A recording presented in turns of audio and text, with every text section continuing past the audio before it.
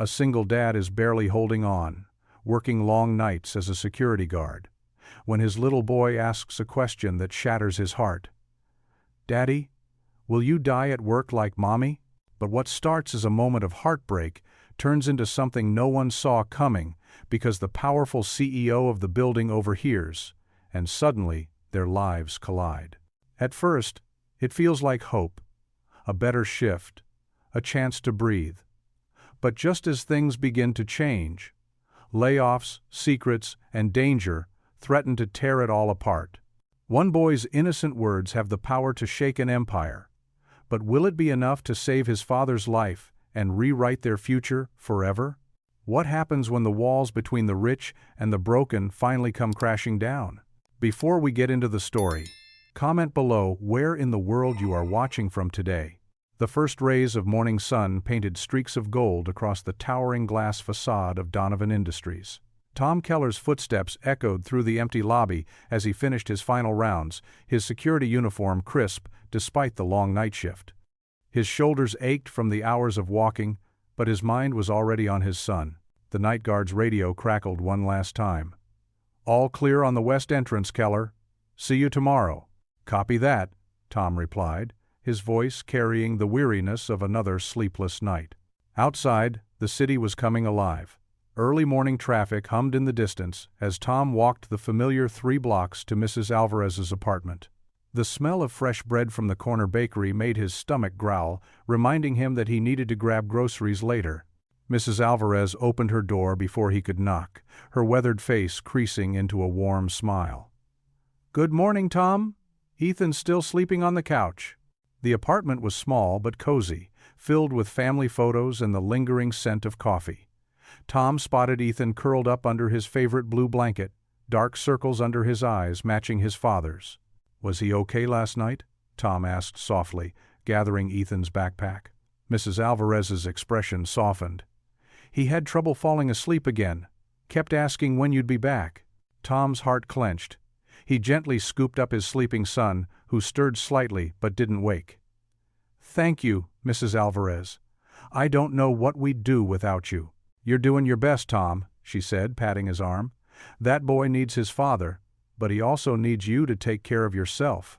The walk home was quiet, Ethan's warm weight against his chest, both comforting and concerning. Their apartment was on the 3rd floor of an aging building, and Tom carefully managed the stairs while carrying his son. Inside their modest 2-bedroom apartment, morning light filtered through thin curtains. Tom laid Ethan on the couch and started making breakfast, simple scrambled eggs and toast, the kind of meal he could manage even with his exhaustion. The smell of food roused Ethan, who rubbed his eyes and shuffled to the small kitchen table. His Spider-Man pajamas were wrinkled from sleeping on Mrs. Alvarez's couch. "Morning, buddy," Tom said, sliding a plate in front of his son. "How about some breakfast before you get ready for school?" Ethan picked at his eggs with his fork, unusually quiet. Tom sat across from him with his own plate, trying to hide his concern behind a smile. "Everything okay, Ethan? You're not hungry?" Ethan's lower lip trembled. He set his fork down and looked up at his father, with eyes that seemed too old for his 7 years. "Daddy," he whispered, his voice shaking, "are you going to die at work like Mommy?" The question hit Tom like a physical blow. His fork clattered against his plate, and for a moment he couldn't breathe. Images of Sarah, his wife, flashed through his mind, her laugh, her smile, the final goodbye before her shift at the factory, the shift she never came home from. "Oh, buddy," Tom managed, his voice rough. He pushed back his chair and opened his arms. Ethan scrambled into his lap, pressing his face against his father's shirt. "No, I'm not going to die at work. I promise I'm being very careful." "But Mommy was careful too," Ethan said, his words muffled. "And the fire came anyway." Tom held his son tighter, feeling the tremors running through the small body. How could he explain? How could he promise anything when life had already taught them both how fragile promises could be? "I know you're scared," Tom said carefully, running his hand over Ethan's dark hair. "I get scared sometimes too, but my job is different from Mommy's. The building I work in is very safe, with lots of special systems to protect everyone." Ethan pulled back slightly, his face streaked with tears. Really? Really, Tom assured him, wiping away a tear with his thumb. And you know what else? I have a very important reason to come home safe every single day. What reason? You! Silly, Tom said, managing a smile. Who else is going to help me solve those huge puzzle sets you love so much? This drew a wobbly smile from Ethan. Mrs. Alvarez tried, but she put all the edge pieces in the middle. See? We can't have that, can we? Tom checked his watch. How about you try to get a little more sleep before school? We've got time. Ethan nodded, exhaustion evident in his drooping eyes. Tom carried him to his bedroom, decorated with solar system decals that glowed in the dark, another reminder of Sarah, who had loved teaching Ethan about the stars. As he tucked his son under the covers, Tom whispered, I love you more than all the stars in the sky. It was what Sarah used to say. Love you too, Daddy, Ethan mumbled, already drifting off. Tom stood in the doorway, watching his son's chest rise and fall with each breath. The morning light cast shadows across the room, and he found himself staring out the window at the city skyline. Somewhere out there was the factory where Sarah had worked, now rebuilt and operating as if nothing had happened. As if it hadn't torn his family apart. The weight of Ethan's question pressed down on his shoulders, heavier than any burden he'd carried during his night shifts. He thought of the teaching degree he'd abandoned after Sarah's death, of the safe but soul-crushing routine he'd built their lives around. Every decision had been about survival, about making sure Ethan had what he needed. But standing there, watching his son sleep, Tom wondered if what Ethan needed most was the one thing he wasn't sure how to give, the certainty that his remaining parent would always come home. Afternoon sunlight streamed through the worn curtains of apartment 3B, casting long shadows across the small kitchen where Tom Keller stood making his son's lunch. The familiar routine of spreading peanut butter and jelly brought a gentle rhythm to his movements, even as exhaustion tugged at his bones from the previous night's shift. Don't forget your math worksheet needs to go in your folder, Tom reminded Ethan, who sat at their tiny kitchen table, working on his afternoon snack of apple slices. The boy's legs swung back and forth, not quite reaching the floor. I already put it in, Daddy, Ethan replied, his voice carrying that same quiet thoughtfulness that reminded Tom so much of Sarah. He pushed the painful memory aside, focusing instead on carefully cutting the sandwich into triangles the way Ethan liked. Tom glanced at the clock. 2:45 p.m.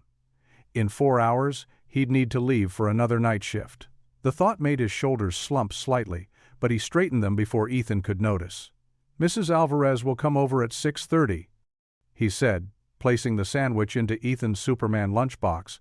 Remember the rules? Finish homework before TV, Ethan recited dutifully. Brush teeth at 8, bedtime at 8:30. He paused, fiddling with an apple slice. But what if I can't sleep? Tom pulled out the chair next to his son and sat down, his uniform pants still creased from ironing. Then you can read just one, extra story from your bookshelf. Mrs. Alvarez knows the rules too. The mention of books sparked something in Tom's memory. Textbooks spread across a college library table, lesson plans scattered around them, Sarah's laugh as she quizzed him on teaching theories. He'd been so close to finishing his teaching degree, just 2 semesters away, when the factory fire changed everything. Now those dreams felt like they belonged to someone else, some other Tom Keller who hadn't needed to piece together a life from security jobs and careful budgeting, who hadn't had to learn how to be both mother and father to a boy who still sometimes cried out in the night for Mommy. Daddy? Ethan's voice pulled him back to the present. You're doing the tired face again. Tom managed a smile, reaching over to ruffle his son's hair. Just thinking, buddy. How about we pack your backpack for tomorrow? They moved through their afternoon routine.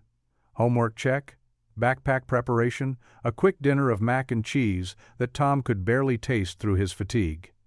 But he made sure to listen to every detail of Ethan's story about the class gecko, asking questions and nodding in all the right places. At 6:15, Tom changed into his fresh security uniform, straightening the badge that read Donovan Industries across the top. The silver gleam reminded him of Sarah's wedding ring, now hanging on a chain around Ethan's neck, the only piece of her they'd recovered from the factory ashes. The sound of shuffling slippers announced Mrs. Alvarez's arrival right on schedule. The elderly woman's kind face creased with her usual warm smile as Tom opened the door. "Mi pequeño Ethan," she called out, and Ethan ran to give her a hug.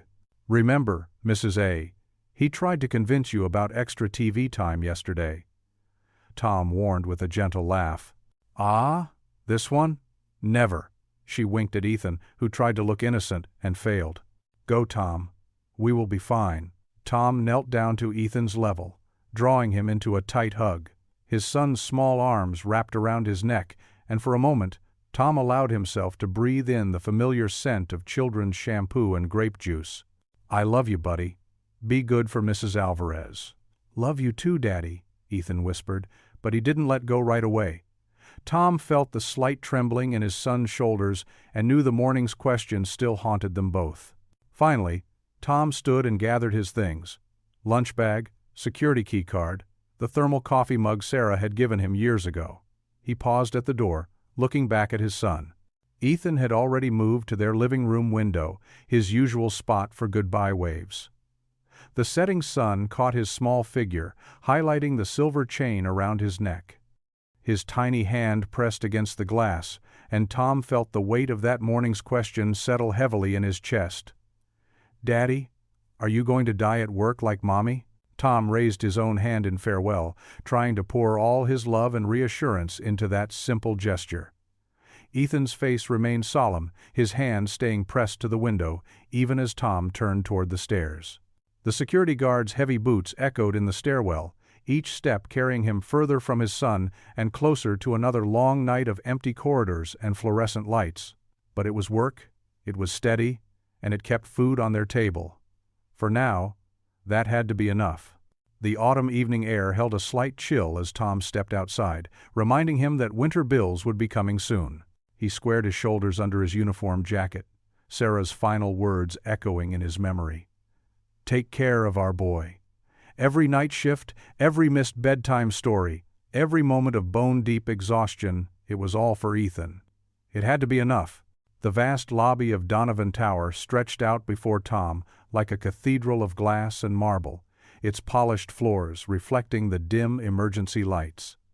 At midnight, the usual bustle of corporate life had given way to an almost sacred silence. His footsteps echoed as he made his routine patrol, flashlight beam sweeping methodically across the shadows. 23 steps from the security desk to the east wall, another 32 to the revolving doors. Tom counted them automatically, the numbers helping to keep his mind alert during the long night hours. The job wasn't exciting, but it paid enough to keep Ethan fed and clothed. That's what mattered. A soft, scuffling sound broke through the quiet. Tom froze, training from countless nights taking over. He clicked off his flashlight and listened. There it was again, coming from behind one of the massive decorative planters that flanked the elevator bank. "Security," he called out firmly, though his heart rate had picked up. "Show yourself." More shuffling, followed by a familiar sniffle that made Tom's blood run cold. It couldn't be. "Daddy?" The small voice shattered the professional calm Tom had been maintaining. He rushed forward, flashlight beam finding a small figure huddled behind the planter. Ethan looked up at him with wide eyes, clutching his worn stuffed giraffe, the one that had been his constant companion since his mother's death. "Ethan!" Tom dropped to his knees, hands shaking as they gripped his son's shoulders. "What are you doing here? How did you, Mrs. Alvarez?" "She fell asleep watching her shows," Ethan whispered, lower lip trembling. "I waited until she was really sleeping, then I followed your bus. I remembered which building cause of the big D on top." Tom's mind raced. He should be angry, should be terrified at what could have happened to his 7-year-old son wandering the city streets alone at night. But looking at Ethan's face, seeing the fear and determination there, he felt his heart crack. "Buddy, you can't just... Why would you do something so dangerous?" Ethan clutched his giraffe tighter. "I wanted to protect you, Daddy. Like the superheroes in my books. They always save their families." His voice got smaller. "I don't want you to die like Mommy did." The words hit Tom like a physical blow. He pulled Ethan into a fierce hug, feeling his son's small frame shaking. "Oh, buddy, I'm so sorry you've been so scared." He stroked Ethan's hair, trying to steady his own voice. "But this isn't the way. You could have gotten hurt, and then what would I do? I was careful, Ethan protested, weakly against Tom's shoulder. I stayed in the light like you always tell me. Tom pulled back, ready to explain why that wasn't enough, when the soft ding of the elevator made him freeze. His stomach plummeted as the doors slid open with a whisper. Claire Donovan stepped out, her heels clicking sharply against the marble floor. Even at midnight, she looked immaculate in her tailored suit, not a strand of her dark hair out of place. Her presence filled the lobby like a sudden drop in temperature. She stopped short at the sight of them, the security guard on his knees, holding a small boy in pajamas and sneakers. Her gray eyes took in the scene with calculating precision. Mr. Keller. Her voice was cool and precise. I wasn't aware. Bring your child to work day, extended to the night shift. Tom stumbled to his feet, keeping one hand protectively on Ethan's shoulder. Ms. Donovan, I can explain. I should hope so. She crossed her arms, gaze sliding from Tom to Ethan, who pressed closer to his father's leg. This is a serious security breach. Yes, ma'am, I know. He shouldn't be here. Tom's throat felt tight. This was it. He was going to lose his job. And then how would he take care of Ethan? My son, he snuck out. I had no idea until just now. Claire's perfectly shaped eyebrows arched. Snuck out? At midnight? In the city? Ethan, who had been trying to make himself as small as possible, suddenly spoke up. Please don't be mad at Daddy. I just wanted to make sure he was safe. His voice cracked on the last word, and he hugged his giraffe tighter. I don't want him to die at work like Mommy did. The words hung in the air like frost. Tom felt the CEO's stare turn sharp as glass, and he instinctively pulled Ethan closer.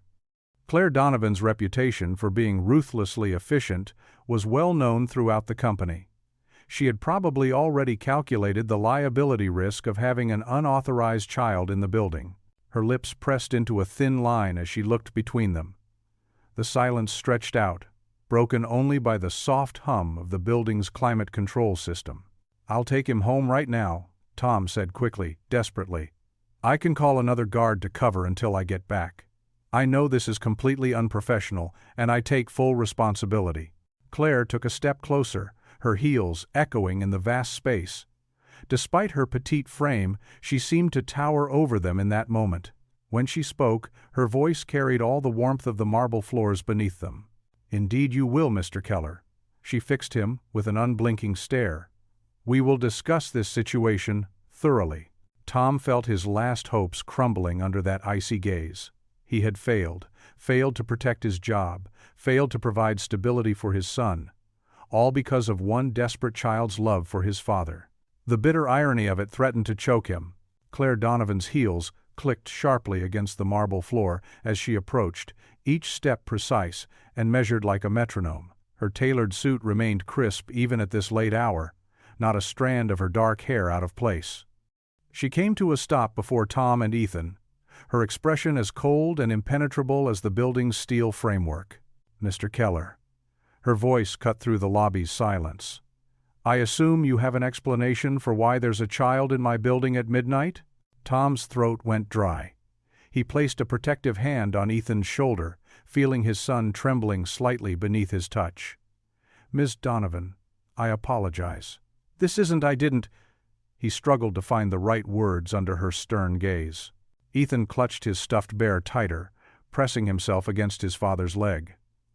The toy, worn from years of love, looked particularly small in the vast corporate lobby. I expect my security staff to maintain professional standards, Claire continued, her eyes narrowing. This is completely unacceptable. Tom's face burned with shame. After 3 years of perfect performance reviews, to be caught like this with his son, no less. Yes, ma'am, I understand. He snuck out without our neighbor knowing. I was just about to take him home. Daddy didn't know. Ethan suddenly burst out, his voice echoing off the marble walls. I followed him because I was scared. Tears welled up in his big brown eyes.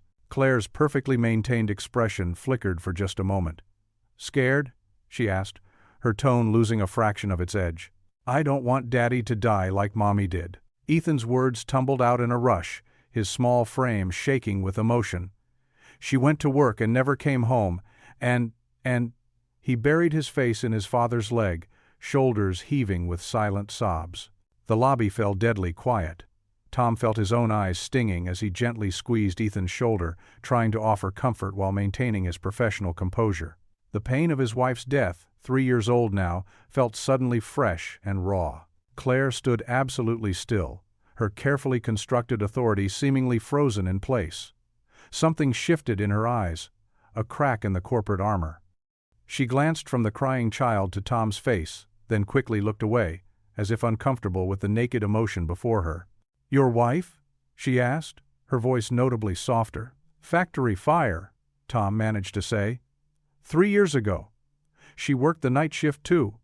The words felt like glass in his throat.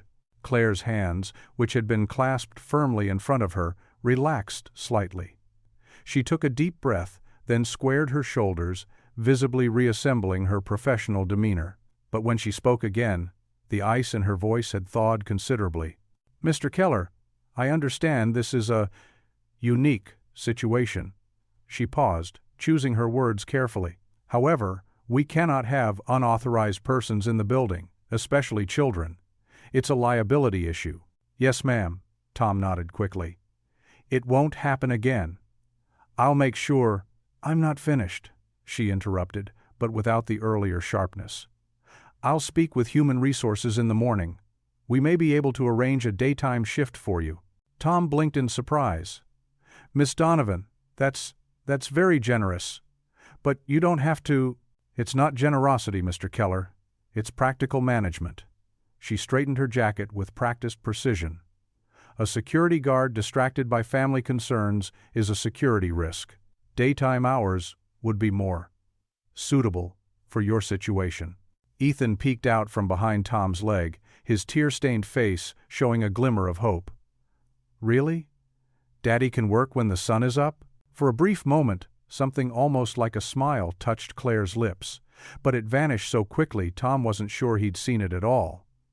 "Yes," she said, her tone businesslike but not unkind. "Now, Mr. Keller, please take your son home. We'll sort out the details tomorrow." "Thank you, Miss Donovan," Tom said earnestly, still somewhat stunned by this unexpected turn of events. "I don't know what to say." "Then don't say anything." She stepped aside, gesturing toward the exit. "Good night, Mr. Keller." "Good night, Ethan." Tom gathered Ethan's hand in his and headed toward the glass doors, his mind spinning with relief and gratitude.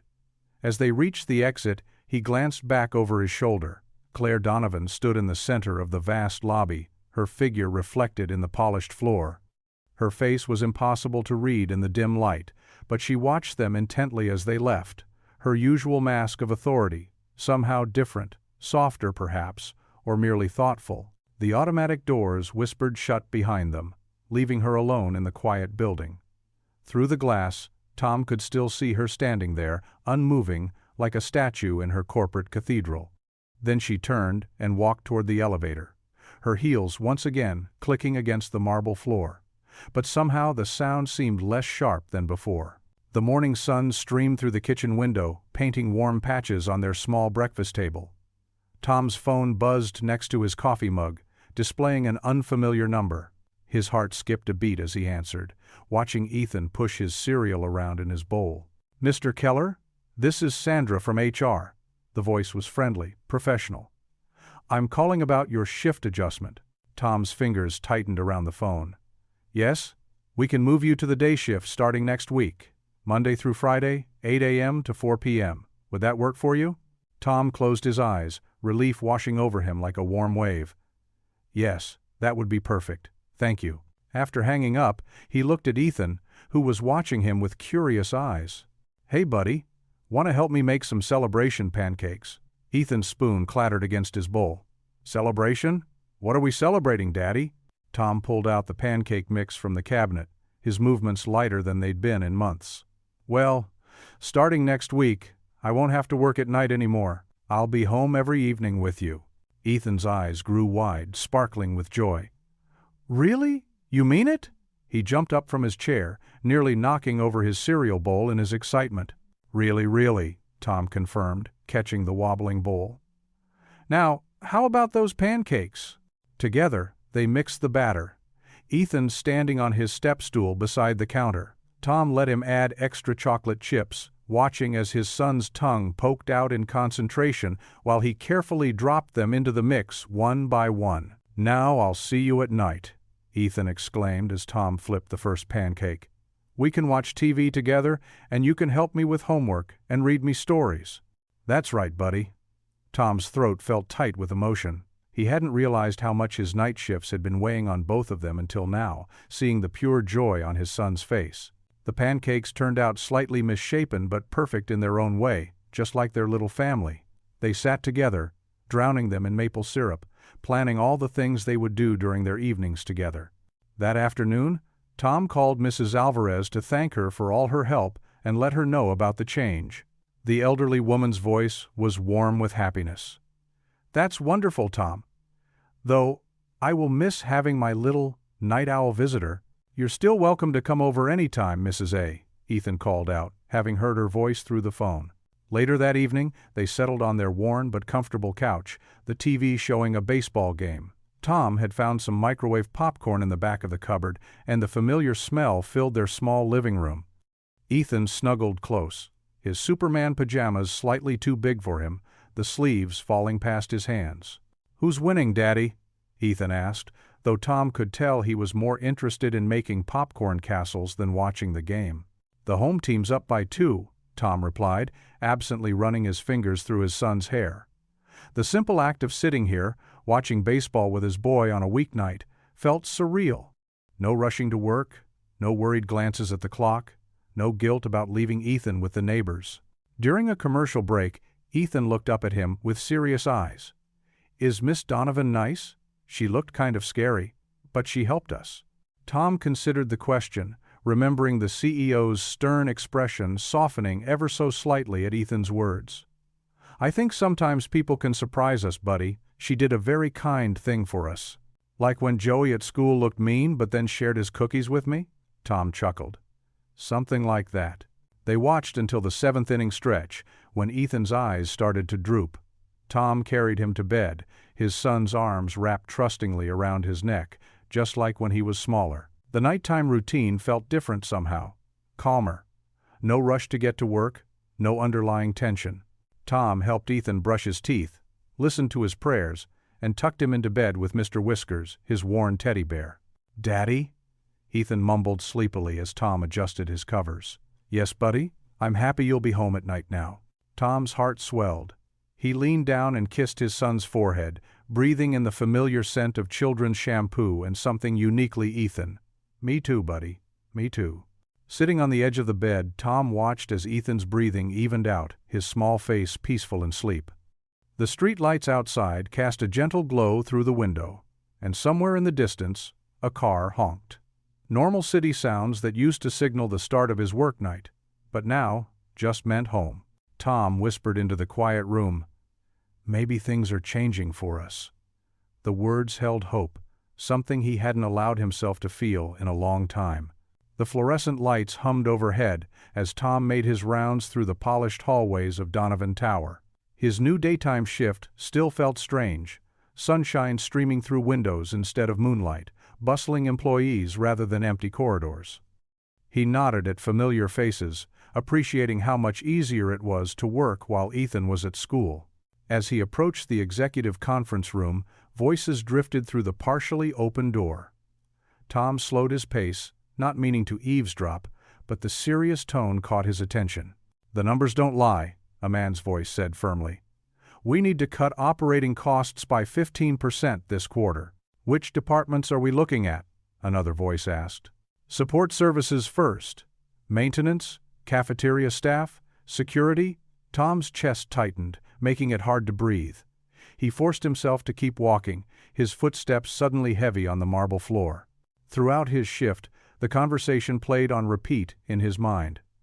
Every time he passed an executive, he wondered if they knew his fate. The security badge on his chest felt heavier with each hour. "You okay there, Tom?" asked Marco, another guard, during their lunch break. "You seem distracted." Tom managed a weak smile. "Just tired," he lied, unwrapping his sandwich without appetite. The break room's cheerful yellow walls seemed to mock his darkening mood. He tried to focus on his duties, checking IDs, monitoring cameras, patrolling floors. But his thoughts kept drifting to Ethan, the morning routine they'd just started enjoying. The way his son's face lit up when they had dinner together. The small achievements that felt like victories. Homework completed, bedtime stories shared, breakfast together before school. The afternoon dragged on endlessly. Tom watched employees hurry past, carrying coffee cups and important-looking folders, all secure in their positions. His own future felt like sand slipping through his fingers. When his shift ended, Tom sat in his old car for several minutes, gripping the steering wheel. How could he tell Ethan? The boy had just started feeling safe again. The thought of crushing that newfound security made Tom's stomach churn. The drive home was a blur of worry. He barely noticed the familiar streets, the corner store where they bought ice cream, the park where they sometimes played catch. His mind raced through options, other security jobs, different fields entirely, anything to keep providing for his son. Mrs. Alvarez was watering her plants when Tom pulled up to their apartment building. She waved, then frowned slightly, noticing his expression. "Everything all right, Tom?" "Fine, thanks," he managed, hurrying past before she could ask more questions. Inside their apartment, Ethan sat at the kitchen table, homework spread around him. His pencil moved carefully across math problems, tongue sticking out in concentration. The sight made Tom's heart ache. "Dad?" Ethan looked up, grinning. "I got an A on my science project. The one about planets, remember?" Tom forced his features into a smile. "That's fantastic, buddy." He hung up his jacket, trying to act normal. "Let me see it." Ethan dug through his backpack, chattering about solar systems and his teacher's comments. Tom nodded along, but his son's excitement only heightened his anxiety. How many more proud moments would he be able to provide for? During dinner, macaroni and cheese, Ethan's favorite, Tom pushed food around his plate. The cheerful dinosaur-shaped pasta seemed to taunt him with their simple happiness. "Dad?" Ethan's voice cut through his thoughts. "You're being really quiet." Tom looked up to find his son studying him with those perceptive eyes that sometimes seem too wise for 7 years old. "Just thinking about work. Sport." "Is something wrong?" Ethan put down his fork, worry creeping into his expression. Tom hesitated. He'd always tried to be honest with his son, but he also wanted to protect him from adult concerns. Before he could answer, Ethan spoke again. "It'll be okay," he said with surprising conviction. "Miss Donovan likes us." The simple faith in his son's voice made Tom's throat tight. He remembered Claire Donovan's face when she'd heard about Ethan's mother, that momentary crack in her professional armor. But business was business. One act of kindness didn't guarantee anything. "You think so, huh?" Tom managed, trying to keep his tone light. Ethan nodded earnestly. "She helped us before, and she smiled at me yesterday when she saw us in the lobby." Tom forced a smile, but he felt the strain in his cheeks. "Yeah, maybe you're right." He reached across the table to ruffle Ethan's hair, hoping his son couldn't see the dread in his eyes. The rest of the evening passed in a fog of pretense. They went through their normal routine: homework check, TV time, bedtime story. But Tom felt like he was acting in a play, going through motions that might soon be impossible to maintain. As he tucked Ethan into bed, his son grabbed his hand. "Dad? Promise everything's okay?" Tom looked down at those trusting eyes, remembering another promise he couldn't keep, the day he'd told his wife she'd be safe at work. He swallowed hard. "Get some sleep, buddy," he said softly, kissing Ethan's forehead. "We'll figure everything out." Later, Tom stood at the kitchen window, staring at the city lights. The weight of uncertainty pressed down on his shoulders. In the reflection of the glass, he saw not just himself, but the ghost of all his fears. Of failing Ethan. Of losing everything they'd rebuilt. Of watching their small world crumble again. His eyes betrayed the dread he'd been hiding all day, and for once, he was glad Ethan was asleep and couldn't see it. Tomorrow, he'd have to be strong again. Tomorrow, he'd have to keep believing things would work out. But tonight, in the quiet of their apartment, Tom let himself feel the full weight of his worry, as the city lights blurred through unshed tears.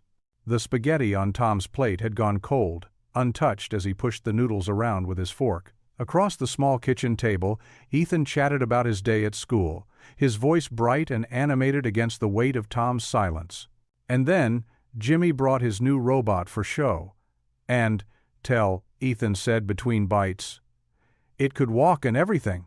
"That's great, buddy," Tom managed, trying to focus on his son instead of the worry gnawing at his stomach. He needed to tell Ethan about the possible layoffs.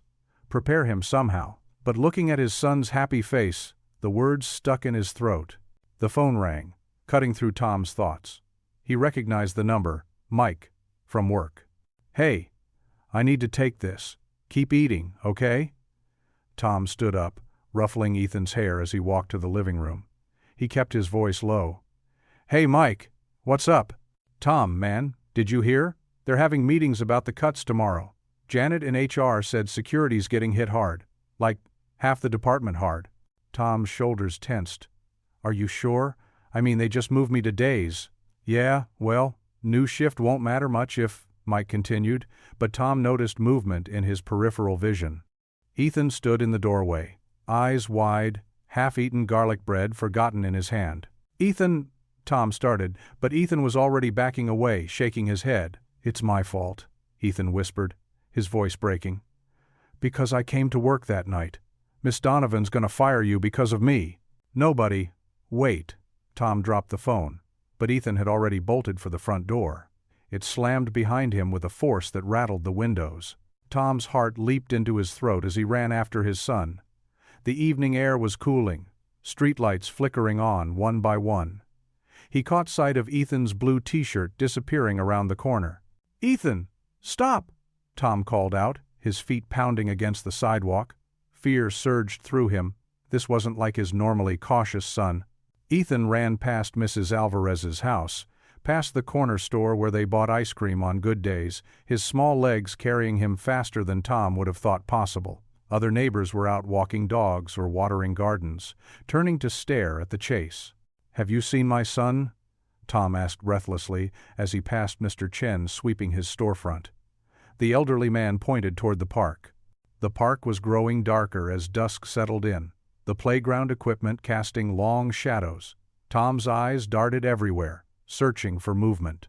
Then he heard it. Soft crying coming from behind the big oak tree near the swings. Tom slowed his approach, his own breathing ragged. Ethan sat with his knees pulled up to his chest, tears streaming down his face in the dim light of the nearest street lamp. "Hey, buddy," Tom said softly, kneeling down on the grass beside his son. "You scared me running off like that." Ethan hiccuped through his tears. "I'm sorry I got you in trouble. I just wanted to make sure you were safe, but now you're gonna lose your job, and it's all my fault." "No, no, no." Tom gathered his son into his arms, feeling how badly the small body was trembling. "Listen to me, Ethan. None of this is your fault. Sometimes companies have to make hard decisions, but it has nothing to do with what happened that night." "But Miss Donovan was mad when she saw me," Ethan insisted, his words muffled against Tom's shirt. "Actually, she helped us, remember? She's the reason I get to work during the day now." Tom stroked Ethan's hair, trying to soothe him. "Whatever happens with my job, we'll figure it out together. That's what families do." Ethan pulled back slightly, his face tear-stained in the yellow glow of the street lamp. His next words came out barely above a whisper, but they hit Tom like a physical blow. If Mommy had a boss like Miss Donovan, maybe she'd still be alive. Tom felt his breath catch, the simple truth in those words piercing straight through his heart. He remembered Sarah, his beautiful Sarah, complaining about the safety violations at her factory, but nobody had listened. Nobody had cared enough to make changes until it was too late. He pulled Ethan closer, unable to speak past the lump in his throat. They sat together under the street lamp, father and son holding onto each other as the evening deepened around them. The morning sun painted long shadows across the cracked sidewalk as Tom and Ethan made their way to school. Tom's shoulders slumped under the weight of his pressed security uniform, his mind still churning with worries about the impending layoffs. He forced himself to stand straighter, not wanting Ethan to notice his distress. "Look, Daddy, a butterfly!" Ethan pointed at a monarch drifting past, his blue backpack bouncing with each excited hop. "Beautiful, buddy," Tom replied, managing a smile. He checked his watch. They were running early today, a small mercy after their emotional night at the park. The familiar streets of their working-class neighborhood gradually gave way to more manicured lawns and newer buildings as they approached Ethan's elementary school. The morning traffic hummed steadily, parents dropping off children in minivans and sedans.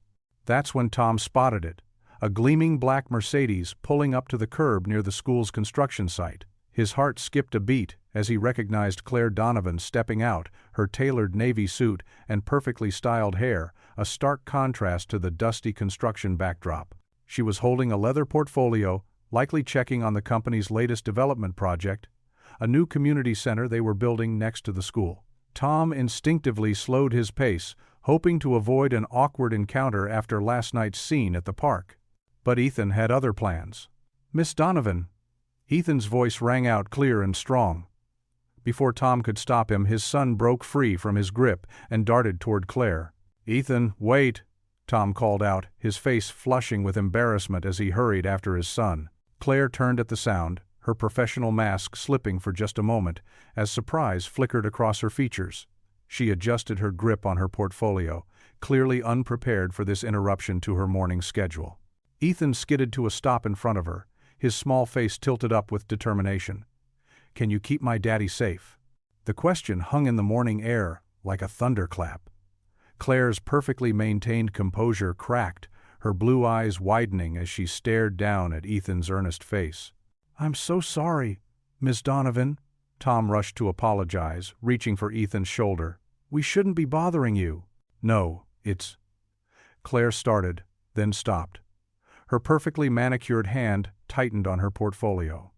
Something shifted in her expression as she looked from Ethan to Tom and back again. Ethan stood his ground, his small shoulders squared. "Jimmy's dad says lots of people might lose their jobs. But Daddy needs his job, and he needs to be safe." His voice wavered slightly, but his gaze remained steady on Claire's face. Tom watched as Claire's professional facade crumbled further. She knelt down, bringing herself to Ethan's eye level, an action that seemed to surprise even her. Her expensive suit brushed against the sidewalk, but she didn't seem to notice. "Ethan," she said softly, using a tone Tom had never heard from her before. "Your father's job is very important to the company." "But important enough to keep him safe?"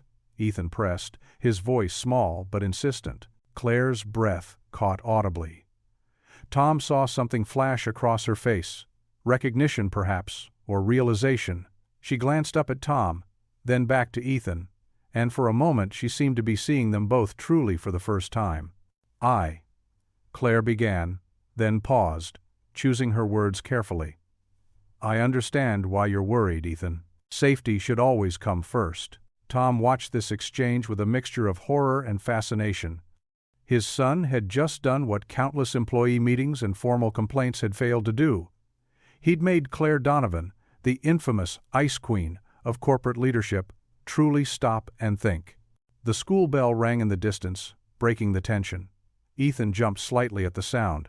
"You better get to class, buddy," Tom said gently, placing a hand on his son's shoulder. "You don't want to be late." Ethan nodded but turned back to Claire one last time.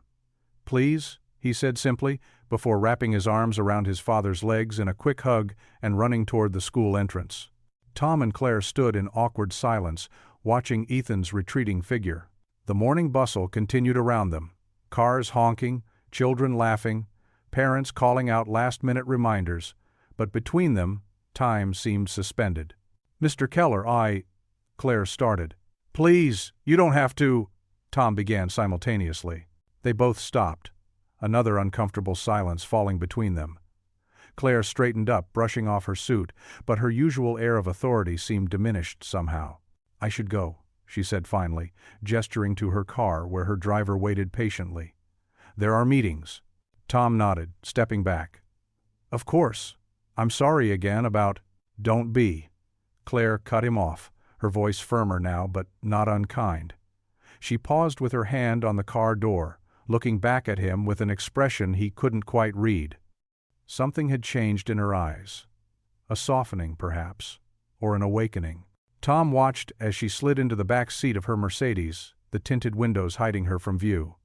The car pulled away smoothly, merging into the morning traffic. He stood there for a moment longer, watching until the black vehicle disappeared around a corner.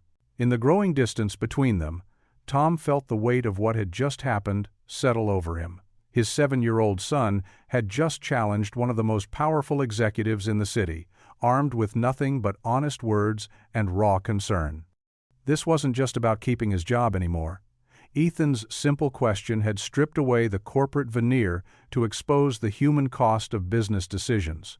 Tom turned toward the school building, where Ethan had disappeared into his classroom. The morning sun caught the windows, turning them into mirrors that reflected the construction site of the new community center. The contrast between the gleaming corporate logo on the construction banner and the worn edges of the school building seemed starker than ever before. Tom's heart pounded as he rode the elevator to the top floor of Donovan Tower. The sleek chrome walls reflected his nervous expression, and he straightened his security uniform for the 10th time. The message had been brief. "Ms. Donovan requests your presence in her office at 2 p.m. The elevator doors opened to reveal a pristine reception area with floor-to-ceiling windows. A polished desk stood guard before Claire Donovan's office, where an immaculately dressed assistant looked up at him. "Mr. Keller, Ms. Donovan is expecting you." Tom nodded, his throat too dry for words. As he walked through the heavy wooden doors, he couldn't help thinking about the other security guards who'd been called up here. None had returned, with their jobs intact. Claire sat behind an imposing desk, Manhattan's skyline sprawling behind her. She looked up from her computer screen, and to Tom's surprise, offered a small smile. "Please, sit down, Mr. Keller." Tom lowered himself into one of the plush chairs, trying not to show how out of place he felt. The chair probably cost more than his monthly rent. "How's Ethan doing?" Claire asked, catching Tom off guard. He blinked. He's good, ma'am. Thank you for asking. I've been thinking about what he said the other day." Claire's professional demeanor softened slightly. "About keeping you safe." Tom's cheeks warmed. "I'm sorry about that, Ms. Donovan.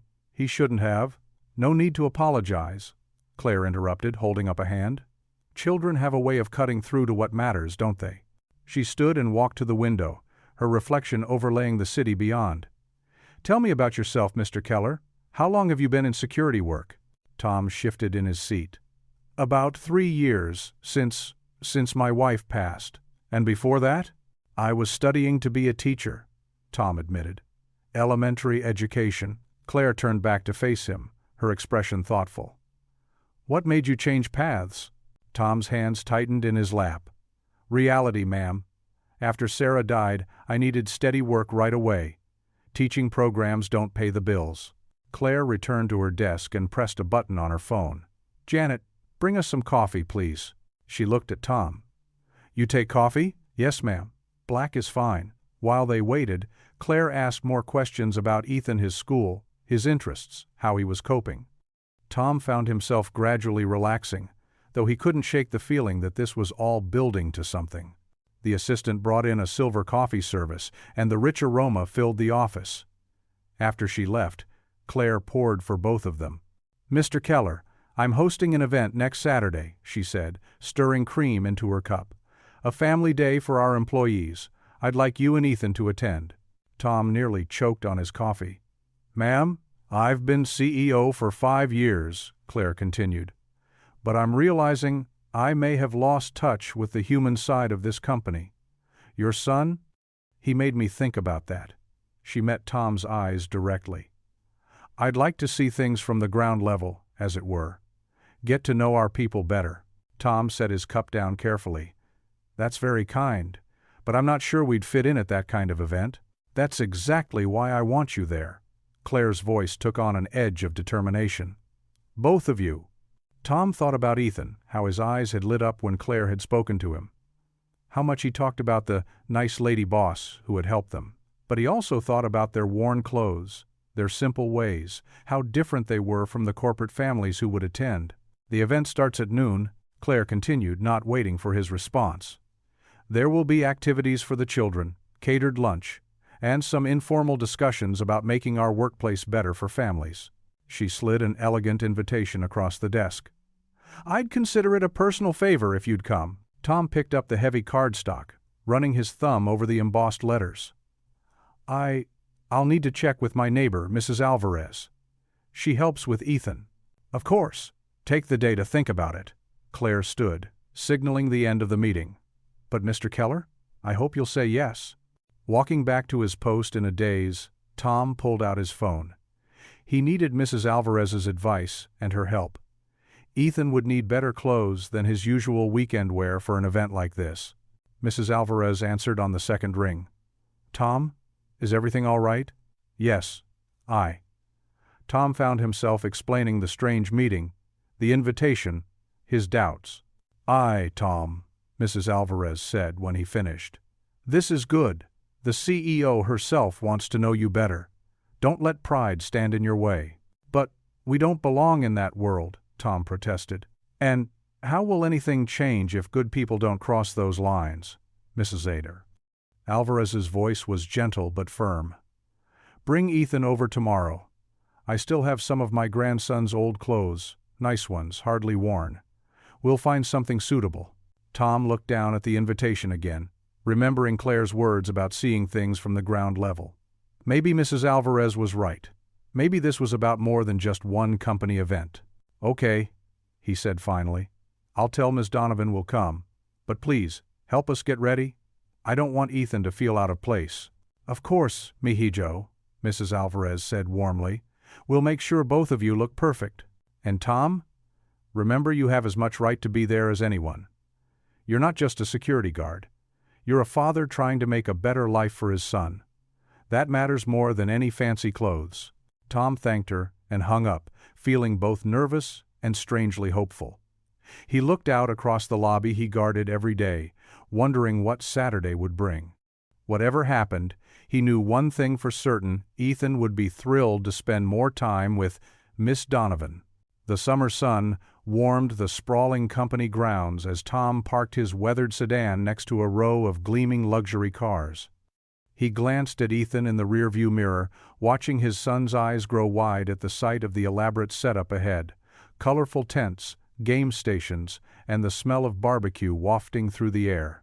Look, Daddy, they have a bouncy castle. Ethan pressed his face against the window, his breath fogging the glass. Tom's stomach tightened as he spotted groups of executives in designer casual wear, their children dressed in clothes that probably cost more than his weekly paycheck. He looked down at Ethan's carefully ironed but clearly well-worn clothes and swallowed hard. Remember what we talked about, buddy? Tom adjusted Ethan's collar. Best behavior today, okay? I know, Daddy. I'll make you proud. Ethan bounced on his toes, already scanning the playground equipment. As they walked toward the festivities, Tom noticed several managers doing double takes. He recognized their expressions, the same looks he got during his security rounds, a mixture of surprise and discomfort at seeing him outside his usual post. But Ethan didn't notice any of this. He spotted a group of children playing soccer and looked up at Tom with pleading eyes. Can I go play? Tom nodded, watching as his son ran toward the game. Within minutes, Ethan had introduced himself and joined in, his laughter mixing with the other children's voices. The ball rolled his way, and Ethan's face lit up as he made a decent kick, earning cheers from his new playmates. Near the refreshment tent, Tom stood awkwardly, holding a paper plate with untouched food. He caught fragments of conversations about stock portfolios and vacation homes. A senior manager's wife was describing their recent trip to Europe, her diamond bracelet catching the sunlight as she gestured. They don't bite, you know, a familiar voice said behind him. Tom turned to find Claire Donovan watching him, her usual business attire replaced by elegant casual wear that probably cost more than his monthly rent. Still, there was something different about her today, a softness around her eyes that he hadn't noticed before. Ms. Donovan? He nodded respectfully. Thank you for inviting us. Ethan's having a wonderful time. Claire's gaze drifted to where Ethan was now teaching another boy a clapping game. He has a gift for making friends, she observed. Must get that from his father? Tom shook his head. That's all his mother in him. The words slipped out before he could stop them, and he tensed, waiting for the awkward silence that usually followed any mention of his late wife. But Claire surprised him. "Tell me about her," she said quietly. From his vantage point, Tom could see Ethan organizing a relay race, making sure everyone got a turn. Sarah was a kindergarten teacher, he found himself saying. She could walk into a room full of strangers and make everyone feel like old friends within minutes. Claire watched as Ethan helped a smaller child who had fallen, dusting off the boy's knees and offering words of encouragement. "I can see that in him," she said thoughtfully. "You've done a remarkable job, Mr. Keller." Before Tom could respond, a commotion broke out near the playground. One of the executive's sons was crying, having scraped his knee. While the adults hovered uncertainly, Ethan approached the boy, pulled a Batman Band-Aid from his pocket. "I always carry them, Daddy says, be prepared," and carefully placed it on the cut. "There," Ethan declared. "Batman makes everything better." The crying stopped, replaced by curious sniffles as the injured boy examined his new bandage. Soon, both boys were running off to play again. Claire's expression changed as she watched the scene unfold. Something flickered across her face, recognition perhaps, or realization. She looked around the picnic grounds with new eyes, seeing beyond the carefully manicured surface to the invisible lines that divided her employees. Tom noticed her watching a security guard at the periphery of the party, standing in the sun while others enjoyed the shade. The man's uniform was identical to the one Tom wore on his shifts. Claire's brow furrowed slightly, as if seeing these details for the first time. The afternoon wore on, and Ethan's energy seemed boundless. He moved from activity to activity, including everyone he met in his games. Even the most reserved children found themselves drawn into his orbit, and parents began smiling and nodding at Tom with genuine warmth.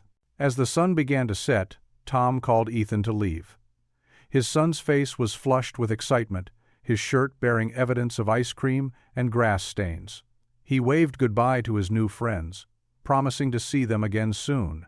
Walking to their car, they passed Claire speaking with some board members. She paused mid-conversation to wave at Ethan, who beamed and waved back enthusiastically. Once they were settled in the car, Ethan bounced in his seat, reliving every moment of the day. "Did you see me score a goal, Daddy? And Jimmy shared his cookies with me, and Sarah, she has the same name as Mommy, showed me how to make a friendship bracelet." Tom navigated through the parking lot, carefully maneuvering around expensive vehicles. "I saw, buddy. You had quite a day." "See, Daddy? Miss Donovan is nice," Ethan declared with the absolute certainty of a child. Tom glanced in the rearview mirror at his son's happy face, still guarded but unable to completely suppress a small smile. The day had been better than he'd expected, but years of disappointment had taught him to be cautious with hope. Behind them, the Grand Company grounds grew smaller in the mirror, the distance between their two worlds widening once again with every mile. Tom shifted uncomfortably in the plush leather chair of the executive conference room. The glass walls offered a dizzying view of the city far below, making him feel even more out of place. Claire Donovan sat at the head of the long table, her tailored blazer and confident posture a stark contrast to his security uniform. "Mr. Keller, I've been thinking about what your son said," Claire began, her fingers laced together on the polished surface. "About keeping families safe. I believe we need someone who understands both sides, the workers and their families." Tom's throat felt dry. "Ma'am? I'd like you to help develop our new Family Initiative program." She slid a folder across the table. "Your perspective would be invaluable." Tom's heart raced. Refusing wasn't an option, not with layoffs looming. "I appreciate the opportunity, Miss Donovan, but I'm not sure I'm qualified." "You're exactly who we need," Claire interrupted, her usual sharpness softened by something that looked almost like hope. "You'll work with our HR team 2 afternoons a week. We'll adjust your security schedule accordingly." Tom nodded, trying to hide his anxiety. "Yes, ma'am. Thank you." The following week, Tom found himself in a smaller conference room with 3 HR executives and Claire. They discussed employee surveys and statistics, but something felt missing. "These numbers," Tom said quietly, then cleared his throat when everyone turned to look at him.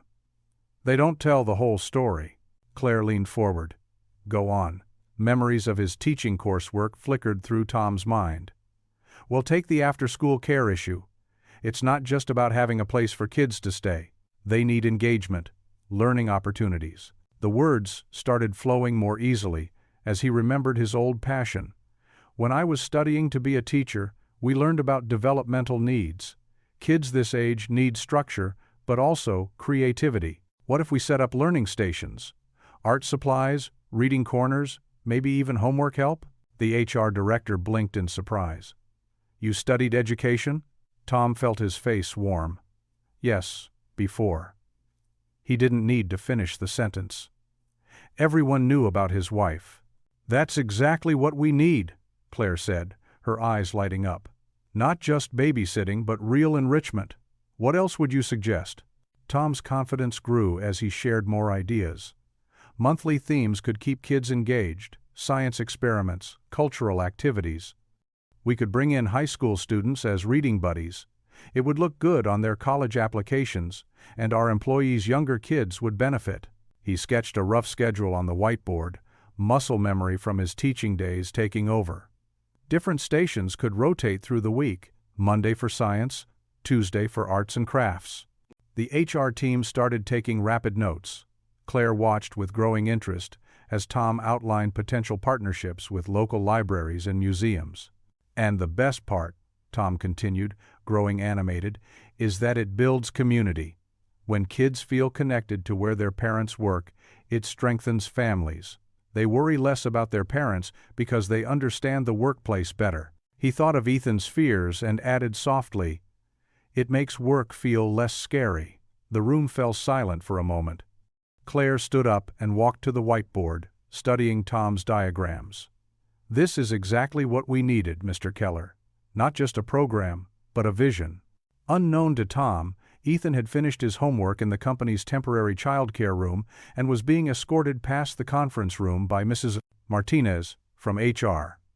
The boy stopped at the glass wall, watching his father gesture enthusiastically as he explained something to the group of executives. "That's my daddy," Ethan whispered proudly, his small hand pressed against the glass. Mrs. Martinez smiled, noting how Tom stood taller now, his previous nervousness replaced by passionate expertise. Claire noticed Ethan and gave him a small wave, which he returned shyly. Tom turned to see what had caught her attention and spotted his son.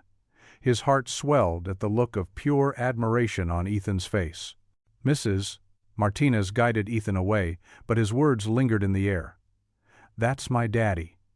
The simple pride in his voice seemed to fill the room with something new, possibility, perhaps, or hope.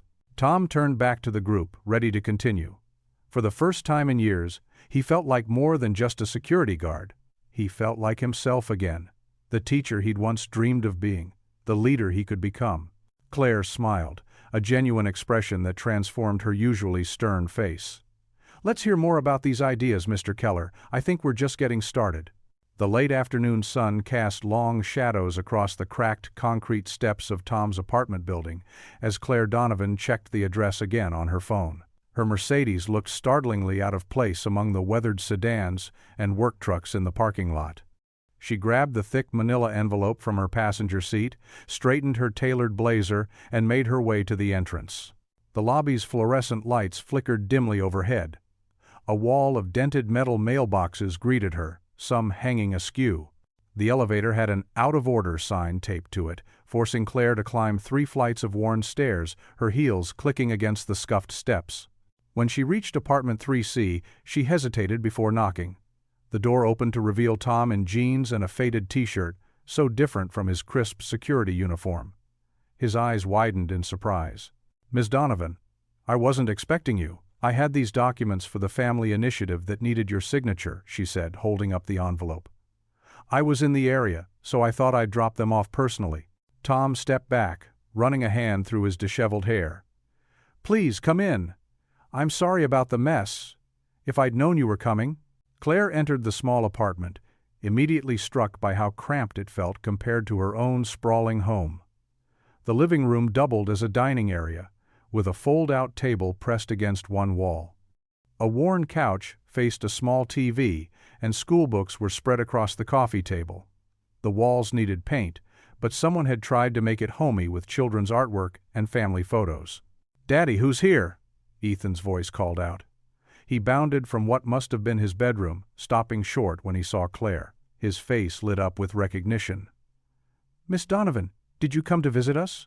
Despite herself, Claire felt her professional mask soften at his enthusiasm. "Hello, Ethan. I brought some papers for your father to look at. Do you want to see my room?" Ethan asked eagerly. "I have all my books arranged like a library, just like the big one in your building." Tom started to protest. "Ethan, I'm sure Miss Donovan is busy." "I'd love to see it," Claire found herself saying, surprising both Tom and herself. Ethan grabbed her hand, pulling her down a short hallway. His room was tiny, with just enough space for a twin bed and a small dresser. But true to his word, he had arranged his modest collection of books carefully on a shelf, complete with hand-drawn labels. "See? I even made library cards like they have at school," he explained proudly, showing her small paper slips tucked into the books. Claire noticed the careful way he handled each book, how some were clearly second-hand but treated with reverence. On his walls, more artwork depicted what looked like castles reaching into the sky. "Those are beautiful drawings," she commented. "That's your house," Ethan declared. "Daddy said you live in a big mansion up in the hills. I drew what I think it looks like. Does it have towers? And a moat?" Claire felt something twist in her chest. "No moat," she said softly. "But yes, it's quite big. Too big, really, for just one person. Don't you get scared being all alone in your castle?" The question, asked with such innocent concern, caught her off guard. Before she could answer, Tom appeared in the doorway. "Ethan, let's not pry into Miss Donovan's personal life. It's all right," Claire assured him, though she felt oddly exposed. She turned back to Ethan. "Sometimes it is a little lonely, but that's why work keeps me busy." They returned to the living room, where Tom offered her a glass of water in a slightly chipped cup. She noticed how he automatically moved to straighten the stack of bills on the counter, trying to hide them from view. "The apartment's not much," he said apologetically, "but the school district is good, and Mrs. Alvarez next door helps watch Ethan when I need it." "It's a home," Claire said, surprising herself with the gentleness in her voice. She watched Ethan return to his homework at the table, his face scrunched in concentration. "That's what matters." As she prepared to leave, Ethan ran to give her an impulsive hug. "Will you come visit again? I can show you my new library books next time." Claire felt the warmth of his small arms around her waist, so trusting and open. When was the last time anyone had hugged her like that? "I'd like that," she found herself saying. Tom walked her to the door, apologizing again for the apartment's condition, but Claire barely heard him. Her mind was already racing with thoughts of budget reports and profit margins, numbers that had always seemed so clean and logical on paper, but now felt hollow against the reality of this small family's life. Back in her car, Claire sat motionless behind the wheel. The leather seats suddenly felt excessive, the engine's purr too smooth. She thought of her empty mansion waiting on the hill, its marble floors and soaring ceilings, its rooms full of expensive furniture that no one ever used. She glanced up at the apartment building, catching a glimpse of Ethan waving from their window. His small hand pressed against the glass, and she found herself waving back. The simple gesture felt foreign to her, carefully maintained composure. As she drove away, the contrast between their worlds weighed heavily on her mind. How many other families in her company lived like this? How many children drew castles on their walls, while their parents stretched paychecks to breaking points? For the first time in her career, the distance between the executive floor and the ground level felt like more than just physical space. Claire reached up to adjust her rearview mirror and caught sight of her own reflection. The polished CEO staring back at her looked somehow different, less certain, more human. Had she really been so disconnected from the lives of her employees? Had success built walls she hadn't even noticed?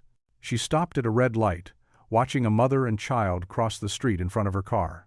The little girl skipped, holding her mother's hand, reminding her of Ethan's innocent questions about her castle.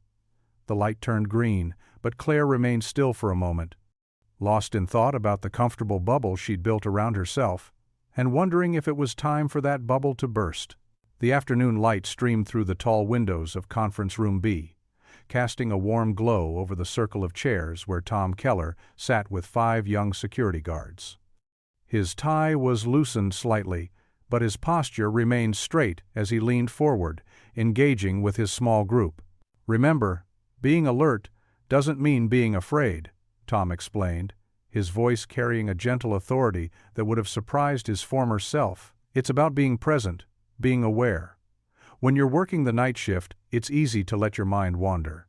In the back corner of the room, Ethan sat at a small desk, homework spread out before him, but his eyes kept drifting to his father. The 7-year-old's chest swelled with pride every time one of the guards nodded at his dad's words or scribbled notes.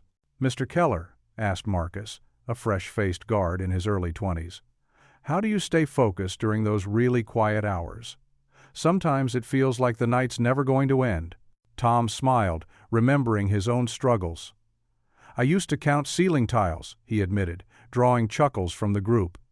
"But then I learned to use that quiet time differently. I started really learning the building, understanding its rhythms. Every creak, every hum of the ventilation system, they become like familiar voices." Ethan watched as the younger guards leaned in, absorbed in his father's words. He'd never seen his dad like this before. Gone was the exhausted man who used to stumble home from night shifts. In his place sat someone who reminded Ethan of his teachers at school, confident, wise, and kind. "The most important thing," Tom continued, "is remembering why we're here. It's not just about watching cameras or making rounds. We're protecting people, families who depend on those who work here." A soft click of heels in the hallway drew Ethan's attention. Through the glass wall, he spotted Claire Donovan pausing outside the conference room. She stood quietly, observing the session without entering. Her usual stern expression had softened into something different, something that reminded Ethan of how Mrs. Alvarez looked when she was proud of him. Inside the room, Tom was demonstrating proper radio communication protocols. "Clear, concise, and calm," he emphasized. Panic never helped any situation. He gestured to one of the guards. "Sarah, let's practice. You've spotted something suspicious in the parking garage. What's your call?" Sarah straightened in her chair, holding an imaginary radio. "Base, this is Section C. Suspicious vehicle observed in P3. No plates. Occupant appears to be." She paused, looking to Tom for approval. "Good," he nodded. "Always start with location. Always be specific.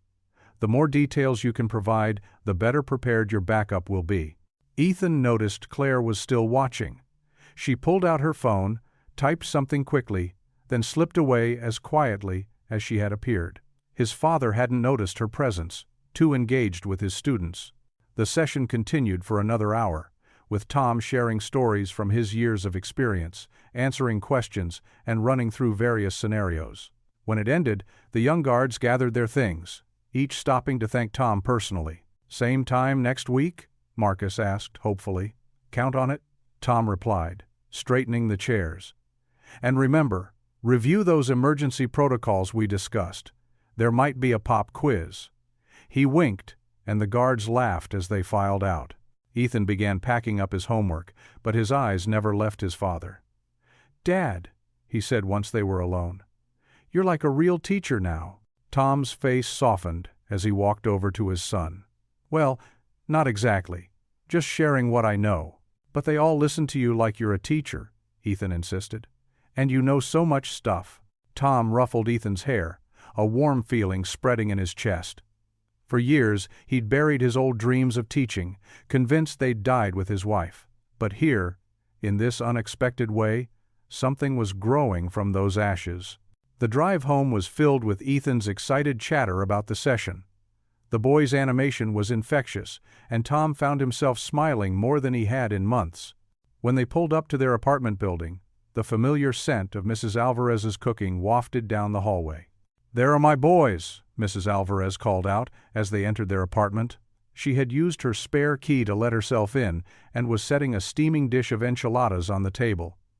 "How was the teaching today, Professor Keller?" "It's just mentoring, Mrs. A," Tom protested, but he couldn't hide his pleased expression. "He was amazing!" Ethan burst out, dropping his backpack and rushing to the table. All the guards were writing things down and asking questions, and Dad knew everything. Mrs. Alvarez's eyes twinkled as she served the food. "Of course he did. Your father has always been a smart man. He just needed the right moment to shine." They settled around the table, the warm aroma of Mexican spices filling the small apartment. Mrs. Alvarez said grace, her weathered hand clasping Ethan's small one and Tom's calloused palm. The simple meal felt like a celebration. "Remember when you first started those night shifts?" Mrs. Alvarez mused, passing the tortillas. "Look at you now, mijijo. Teaching others, being home for dinner with your boy." Tom nodded, his throat tight with emotion. The change in their lives over the past weeks felt almost unreal. He watched Ethan happily devouring his enchiladas, animated and secure in a way he hadn't been since losing his mother. "Tell Mrs. A about the special radio codes," Ethan prompted between bites. "And about how you showed them the right way to check the doors. And, slow down, mijo," Mrs. Alvarez laughed. "Let your father eat." The evening stretched on, warm and comfortable. Through the window, the setting sun painted the sky in soft oranges and pinks, casting a gentle glow over their modest dinner table. The apartment that had once felt like a place of exhaustion and worry now hummed with possibility. Mrs. Alvarez shared stories from her day. Ethan talked about school, and Tom found himself describing the satisfaction of watching his trainees grow more confident. Their laughter and conversation filled the small space, creating something that felt remarkably like healing. The glossy company newsletter lay open on Tom's kitchen table, its front page announcing, "Donovan Corp's first annual Family Stories Day." Tom stared at the words, his coffee growing cold beside him. The thought of speaking in front of hundreds made his stomach twist. Ethan bounded into the kitchen, still in his pajamas, clutching the invitation that had arrived separately. "Daddy, look! Miss Donovan wrote my name on it." He thrust the cream-colored card forward, his eyes bright with excitement. "I see that, buddy." Tom tried to match his son's enthusiasm, but his voice wavered. "You know, we don't have to go if you don't want to." Ethan's face fell, but Miss Donovan said it was important. He climbed onto the chair next to Tom, his small fingers tracing the gold lettering on the invitation. "She said people need to hear stories like ours." Tom watched his son's determined expression, so much like his mother's. "It might be hard to talk about Mom in front of all those people." "I know," Ethan said softly, "but maybe it'll help other kids' mommies and daddies be safe." He looked up at Tom with those earnest brown eyes. "We have to go, Daddy. We just have to." The grand auditorium at Donovan Corp headquarters buzzed with activity 3 weeks later. Families filled the plush seats, children squirming beside parents in their Sunday best. The stage gleamed under professional lighting, a comfortable armchair and sofa arranged to create an intimate setting despite the vast space. Tom fidgeted with his tie backstage, watching through the curtain as Claire stepped up to the microphone. She looked elegant as always in her tailored suit, but something about her seemed different today. Softer, perhaps. "Daddy, your tie is crooked again," Ethan whispered, reaching up to straighten it. He wore a clip-on bow tie that Mrs. Alvarez had bought him specially for the occasion, and his hair was neatly combed. Claire's voice carried through the speakers. "Welcome to our first Family Stories Day. Today isn't about quarterly reports or profit margins. It's about the heart of our company, our people and their families." Tom felt Ethan's small hand slip into his as Claire continued. "Our first speakers today are very special to me. They helped me see what truly matters in running a business." She paused, her professional mask slipping just slightly. "Please welcome Tom and Ethan Keller." The spotlight felt warm as Tom led Ethan to the sofa. Claire settled into the armchair, angling herself to face them. The audience sat in respectful silence. "Ethan," Claire began gently, "would you like to tell us about your family?" Ethan sat up straighter, his legs dangling off the sofa. "It's just me and my daddy now," he said, his clear voice carrying across the hushed auditorium. "My mommy died in an accident at work 3 years ago." A collective intake of breath from the audience. Tom squeezed his son's hand. "She worked at a factory," Ethan continued, gaining confidence. Daddy says there weren't enough safety rules there. That's why the fire happened. He looked directly at Claire. But Daddy works here now, where people care more. Claire leaned forward slightly. What made you think people care more here, Ethan? Because when I was scared about Daddy working at night, you changed his schedule. Ethan's face brightened. And you listened when I told you I was worried. My mommy's boss never listened to anybody. The silence in the auditorium grew heavier. Tom saw several people dabbing at their eyes. Ethan's voice grew stronger, filled with the simple wisdom of children. Kids shouldn't lose their parents to jobs. Work should keep people safe. He looked out at the audience, his chin lifted. My mommy was really nice. She made the best chocolate chip pancakes, and she always sang silly songs when I was sad. She should still be here. Tom felt tears pricking his eyes. But alongside the familiar grief was a surge of pride so strong it nearly overwhelmed him. His son, his brave little boy, was speaking truth to power with the pure clarity that only children possess. The factory where my mommy worked didn't care about families, Ethan said. But Miss Donovan does. She visits us and asks questions and really listens. He turned to Claire. That's what bosses should do, right? Claire's carefully maintained composure cracked just slightly. Yes, Ethan, she said softly.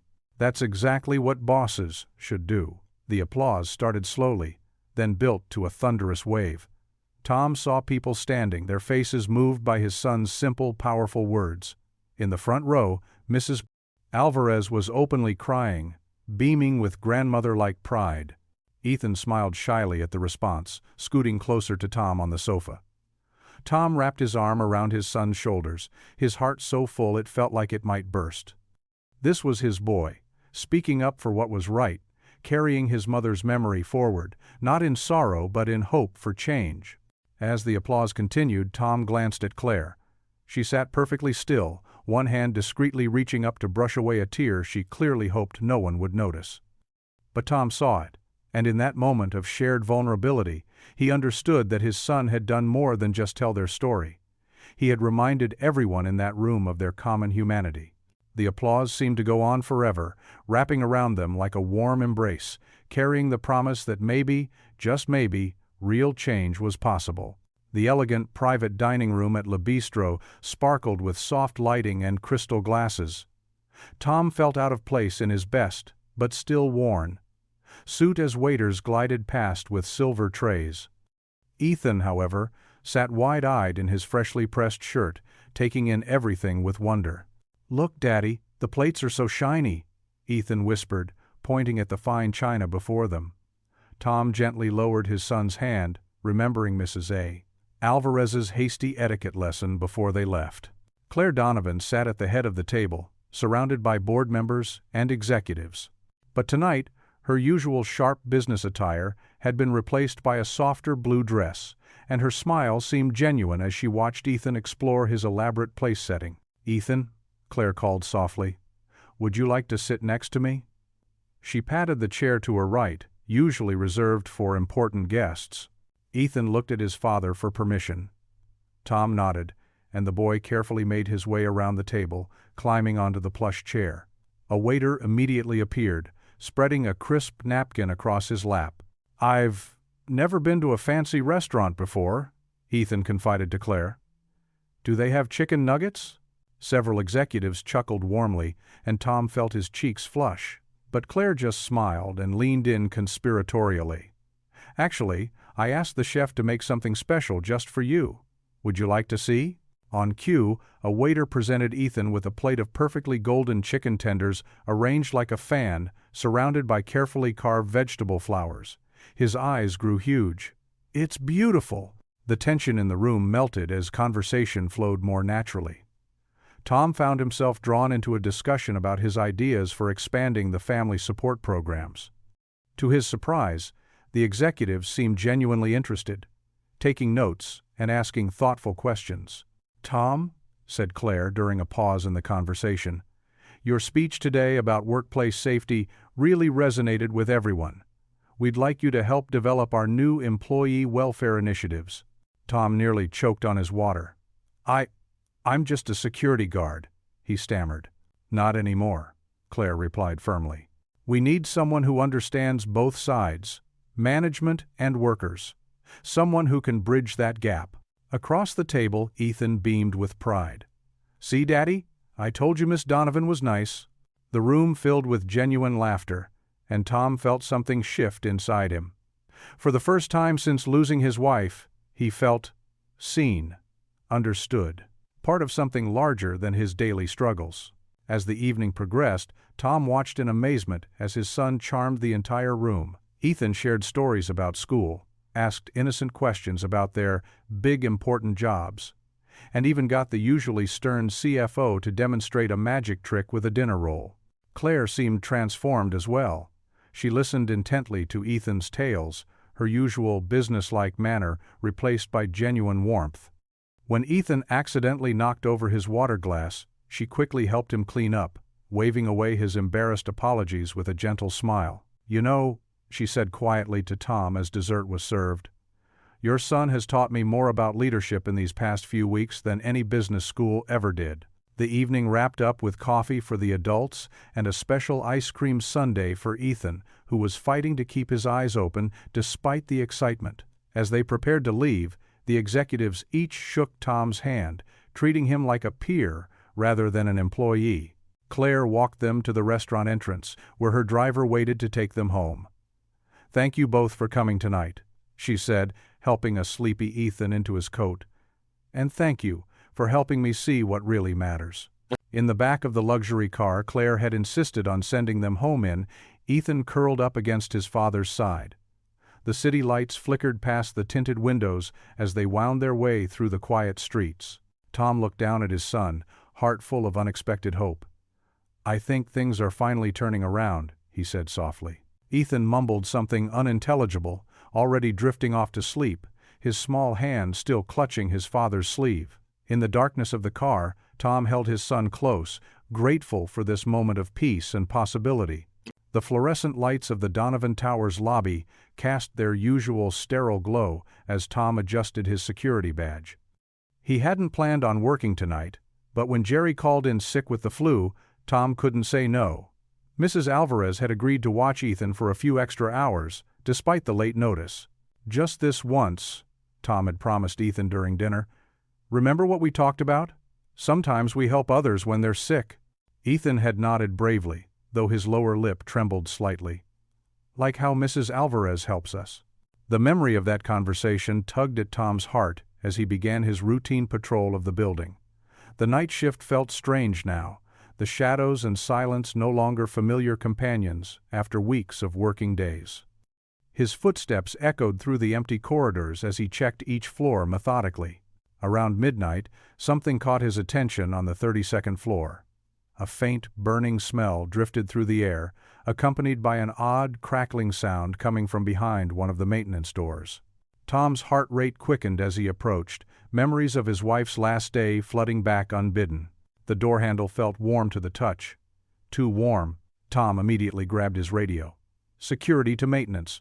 Possible electrical fire on 32. Initiating evacuation protocol. His voice remained steady, despite the fear churning in his gut. The cleaning crew was still working late tonight. He had to get them out. The crackle of flames grew louder as smoke began seeping through the doorframe. Tom ran down the corridor, hitting every fire alarm pull station along the way. The building's warning system burst to life, sirens wailing through the previously quiet space. Everyone out, now, Tom shouted as he burst into the office area where the cleaning crew worked. Fire on this floor, use the emergency stairs. The small group of workers dropped their supplies, eyes wide with panic. Tom guided them toward the stairwell, counting heads as they passed. The smoke was getting thicker, creating a gray haze that made his eyes water and his throat burn. Is anyone else up here? He called out to the last worker passing by. Maria, she was cleaning the conference rooms, the woman answered, pointing down the smoky corridor. Tom's training kicked in, even as fear clawed at his chest. He pulled his shirt over his nose and moved deeper into the thickening smoke. The conference rooms were just past the maintenance room where the fire had started. Maria! He shouted, voice muffled by his shirt. The smoke stung his eyes as he squinted through the haze. A faint cough answered from his left. He found her huddled near a desk, disoriented from the smoke. Tom helped her to her feet, supporting her weight as they stumbled toward the stairwell. The smoke was so dense now he could barely see 3 feet ahead. They were almost at the stairs when a loud pop and crash came from behind them. The electrical fire had grown, and Tom could feel the heat building. His lungs burned with each breath as he pushed forward, half carrying Maria. The stairwell door appeared through the smoke like a beacon. Tom wrenched it open, helping Maria through first. He followed, but the fresh air from the stairwell created a draft, pulling more smoke with them. "Keep going down!" he ordered between coughs, making sure Maria had a firm grip on the railing. His head was starting to spin from lack of oxygen, but he forced himself to stay focused. They had 32 floors to descend. The journey down seemed endless. Tom's vision blurred, and his legs felt heavier with each step. He could hear sirens outside the building now, their wail mixing with the fire alarms in a deafening chorus. Around the 20th floor, Tom stumbled. His lungs felt like they were filled with broken glass, and black spots danced at the edges of his vision. He tried to stand, but his body wouldn't respond. The last thing he heard was Maria calling his name as consciousness slipped away. 6 blocks away, in Mrs. Alvarez's cozy living room, Ethan sat working on his homework. He'd been brave about his dad working late, but his eyes kept drifting to the clock. Mrs. Alvarez hummed softly in her rocking chair, crocheting something with bright yellow yarn. The peaceful scene shattered as emergency vehicles screamed past the window, their red and blue lights painting stark shadows across the walls. Ethan jumped up, pressing his face against the cold glass.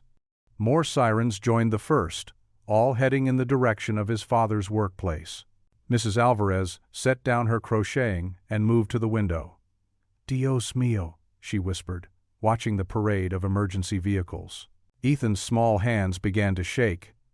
"That's where Daddy works," he said, his voice tiny and frightened. "That's where Daddy is." The flashing lights reflected in the tears that started streaming down his face. "No, no, no," he whimpered, backing away from the window. "Daddy promised. He promised he wouldn't leave like Mommy."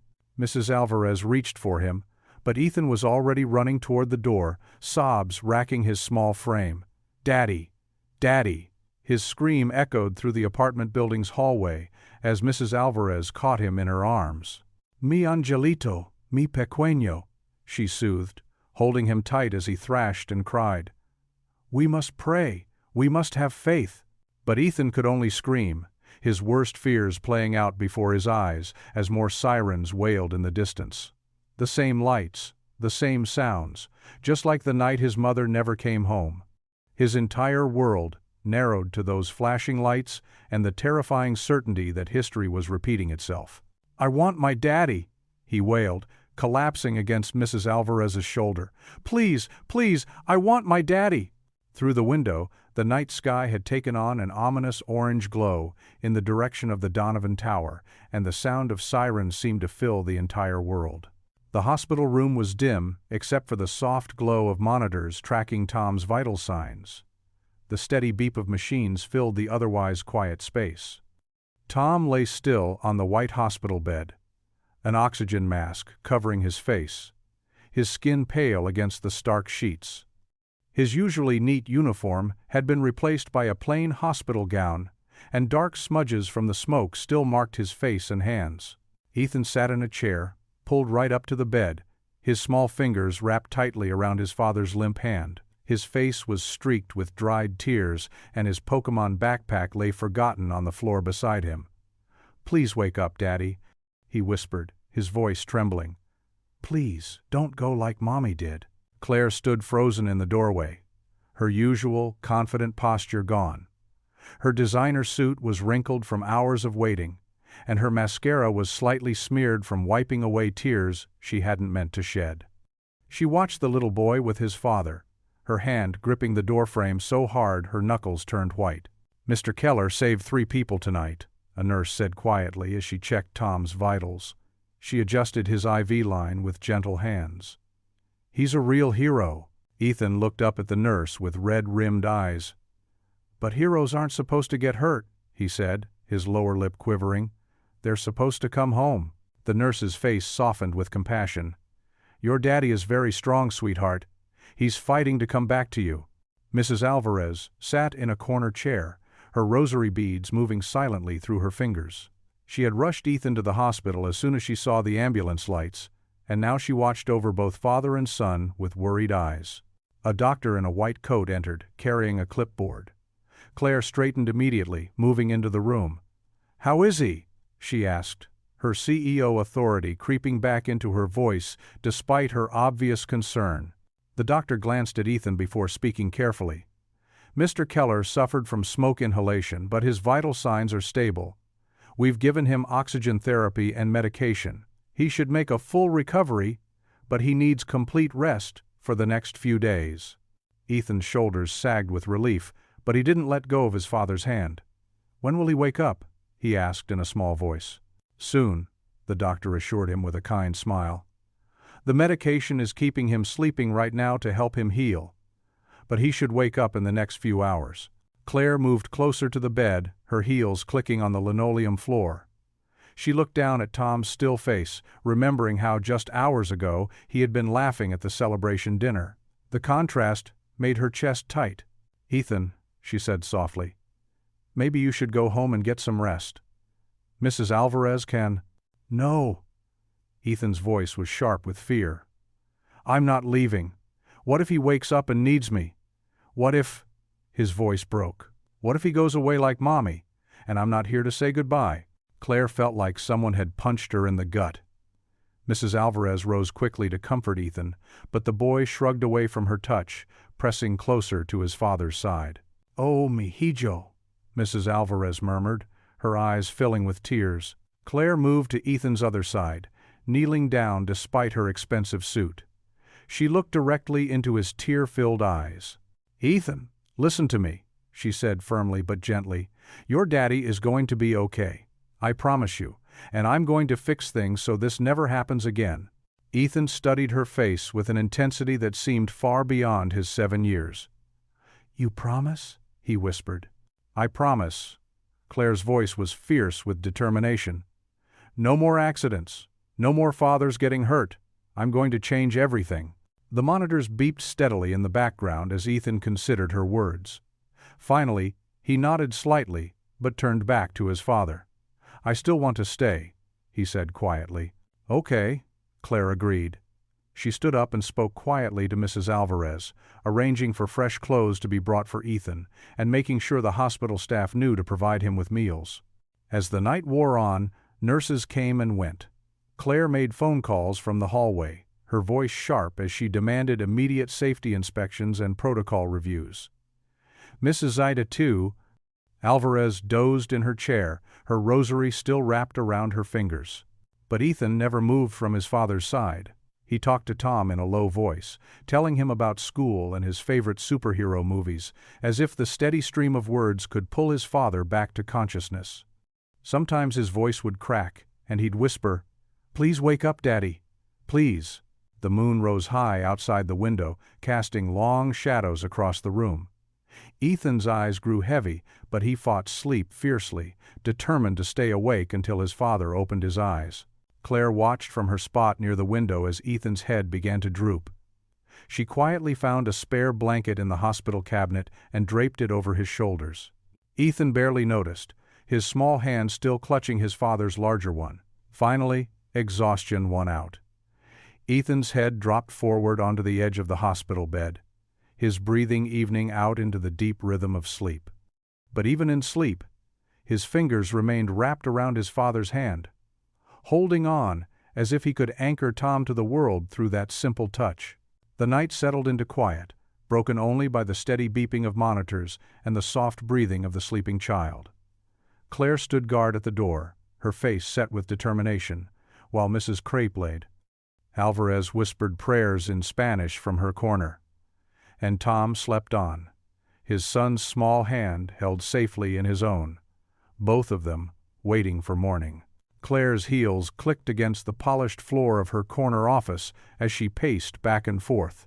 The morning sun cast long shadows through the floor-to-ceiling windows, but she barely noticed the spectacular view she usually cherished.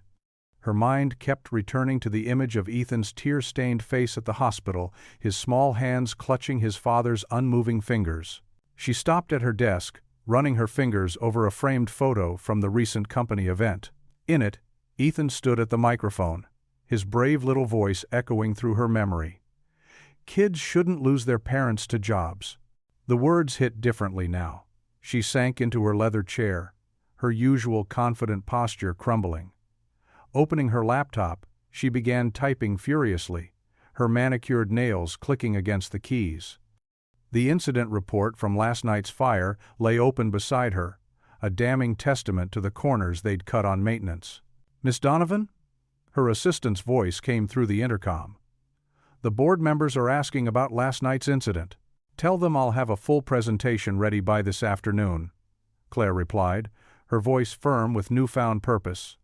She pulled up the company's budget spreadsheets, scanning the numbers she once saw as mere data points. Now each figure represented real people, fathers, mothers, children. In the harsh morning light, she began drafting what would become the most extensive reform proposal in the company's history. Her fingers flew across the keyboard as she outlined mandatory safety protocols, emergency response upgrades, and comprehensive maintenance schedules. The costs would be significant, but the image of Tom's unconscious form being carried out of the building made every dollar seem trivial. Next came the family support programs. Claire thought of Mrs. Alvarez, the elderly neighbor who helped care for Ethan. How many other employees struggled with childcare? She sketched out plans for an on-site daycare center, after-school programs, and flexible scheduling options for parents. Her phone buzzed with messages from board members, but she ignored them. Instead, she pulled up personnel files, paying special attention to employees like Tom, hard-working people whose potential had been overlooked. She remembered Tom's natural teaching ability during the mentoring sessions, how his quiet leadership had inspired others. "Time for change," she muttered, creating a new position. Director of Community Well-Being. The role would oversee all the new family programs and safety initiatives. She could already picture Tom in this role, using his experience to help other families. By midday, her desk was covered in papers, and her computer screen filled with documents. She drafted proposals for everything from increased safety training to college scholarships for employees' children. The budget would need major adjustments, but as she looked at the profit margins from the last quarter, she knew they could afford it. Claire stood and walked to the window, looking out at the city sprawling below. From this height, people looked tiny, but she no longer saw them as insignificant. She thought of all the families represented in those distant figures, all the children like Ethan who deserved to have their parents come home safely. "No more families will suffer like his," she whispered, pressing her hand against the cool glass. She was interrupted by a knock at her door. Her assistant entered, looking concerned. "Ms. Donovan, the board is insisting on an immediate meeting about the incident." Claire gathered her papers with steady hands. For the first time in her career, she wasn't thinking about profit margins or shareholder value. She was thinking about a little boy in a hospital room, praying not to become an orphan. She straightened her suit jacket and gathered her proposal documents. The board would resist. Change always faced resistance. But as she looked one last time at the city below, she saw more than a business empire. She saw a community that needed protection, families that deserved security, and workers who warranted respect. The city's gleaming towers reflected the morning sun, and Claire squared her shoulders. The reforms would happen, no matter the cost. She'd found something more valuable than profits, a chance to prevent another child from losing a parent, another family from being torn apart. With unwavering determination, she turned from the window, her heels clicking purposefully across the floor as she headed to face the board. The thick proposal in her hands represented more than policy changes. It held the power to transform lives. In her mind, she could still hear Ethan's words from the company event, and now they weren't just moving, they were a call to action. Each step toward the boardroom felt different than any she'd taken before. She wasn't just a CEO protecting her company's interests anymore. She was a leader who had finally seen the human cost of corporate indifference, and she was ready to fight for change. This time, she knew, the numbers on her spreadsheets would serve people, not the other way around. The morning sun caught the glass walls of her office as she reached for the door, casting a warm glow that felt like a promise of better days ahead. Her fingertips touched the door handle, and she paused for just a moment. "No more families will suffer like his," she whispered again, this time as a solemn vow. The late afternoon sunlight filtered through the worn curtains of Tom's apartment as he eased himself onto the living room couch. His chest still ached from the smoke inhalation, and his movements were stiff, but being home felt like a miracle. Ethan hovered nearby, his small face pinched with worry, as he arranged pillows behind his father's back. "Are you comfy, Daddy? Do you need more water?" Ethan asked, clutching a glass that was already full. His eyes hadn't left his father since they'd gotten home from the hospital. Tom smiled softly, touched by his son's attentiveness. "I'm good, buddy. Come sit with me for a minute." Ethan carefully set the water glass on the coffee table and climbed up next to his father, being extra gentle not to jostle him. "Mrs. Alvarez made chicken soup. She said it helps people get better." "That was very kind of her," Tom said, wrapping an arm around his son. The familiar scent of his neighbor's cooking wafted from the kitchen, mixing with the fresh flowers someone had delivered earlier. "And I cleaned up my toys," Ethan added proudly. "So you won't trip on anything." Tom's heart squeezed. His 7-year-old shouldn't have to worry about such things, but here he was, trying so hard to be the caretaker. Before he could respond, a knock at the door made them both look up. Ethan jumped to his feet. "I'll get it. You stay there, Daddy." Tom started to protest but settled back as Ethan scampered to the door, remembering their safety rule. "Who is it?" "It's Miss Donovan," came the familiar voice, somehow softer than usual. Ethan threw open the door, revealing Claire standing there in a casual sweater and slacks instead of her usual power suit. She held a paper bag in one hand and looked almost uncertain, a strange expression on the usually confident CEO's face. "I brought some things from the pharmacy," she said, stepping inside as Ethan tugged at her free hand. "The doctor mentioned you might need refills." "You didn't have to do that," Tom said, trying to sit up straighter. "Don't move," both Claire and Ethan said at the same time, then shared a surprised look that made Tom chuckle, though it turned into a slight cough. Ethan immediately grabbed the water glass. "Here, Daddy. Small sips, remember?" Claire watched the interaction, her expression softening. She set the pharmacy bag on the counter and moved to sit in the armchair across from them. The usually pristine CEO seemed more human somehow in this setting, away from the corporate tower. "How are you feeling?" she asked, genuine concern in her voice. "Better," Tom assured her. "The doctors say I should be back to work in a week or so." "No rush," Claire said firmly. "Your job will be there when you're fully recovered." She paused, something flickering across her face, though we should talk about what that job might look like. Tom tensed slightly, but Ethan piped up before he could respond. "Daddy was so brave. The firefighter said he helped everyone get out before the smoke got bad." "He was very brave," Claire agreed, meeting Tom's eyes. "But he shouldn't have had to be. The system failed you. Failed everyone in that building. And it's not the first time." The weight of her words hung in the air. Tom pulled Ethan closer, remembering his wife, remembering all the close calls and near misses he'd witnessed over the years. "I've been doing a lot of thinking," Claire continued, her voice steady but touched with emotion. "About what Ethan said at the event, about what happened to your wife, about how many other families might be one accident away from tragedy. It's just how things are in this industry," Tom said quietly, but without conviction. "It doesn't have to be." Claire leaned forward, her usual corporate polish giving way to passionate intensity. "We can do better. We must do better. And I need people who understand that on a personal level, people who can help make real changes." Ethan looked between them, absorbing every word even if he didn't fully understand them. His small hand found Tom's and squeezed. "What are you saying?" Tom asked. "I'm saying that when you're ready to come back, I want you to help me remake our entire approach to worker safety and family support, not as a security guard, but as someone who knows firsthand what's at stake." Tom sat in stunned silence, processing her words. Ethan wiggled excitedly beside him. "Does that mean Daddy won't have to work nights anymore?" he asked hopefully. Claire smiled at him, a real smile, warm and genuine. "No more nights. In fact, He'd have an office right down the hall from mine. She turned back to Tom. You have the experience, the teaching background, and most importantly, the heart for this. Will you consider it? Tom felt overwhelmed by the offer, by the trust it represented. I don't know what to say.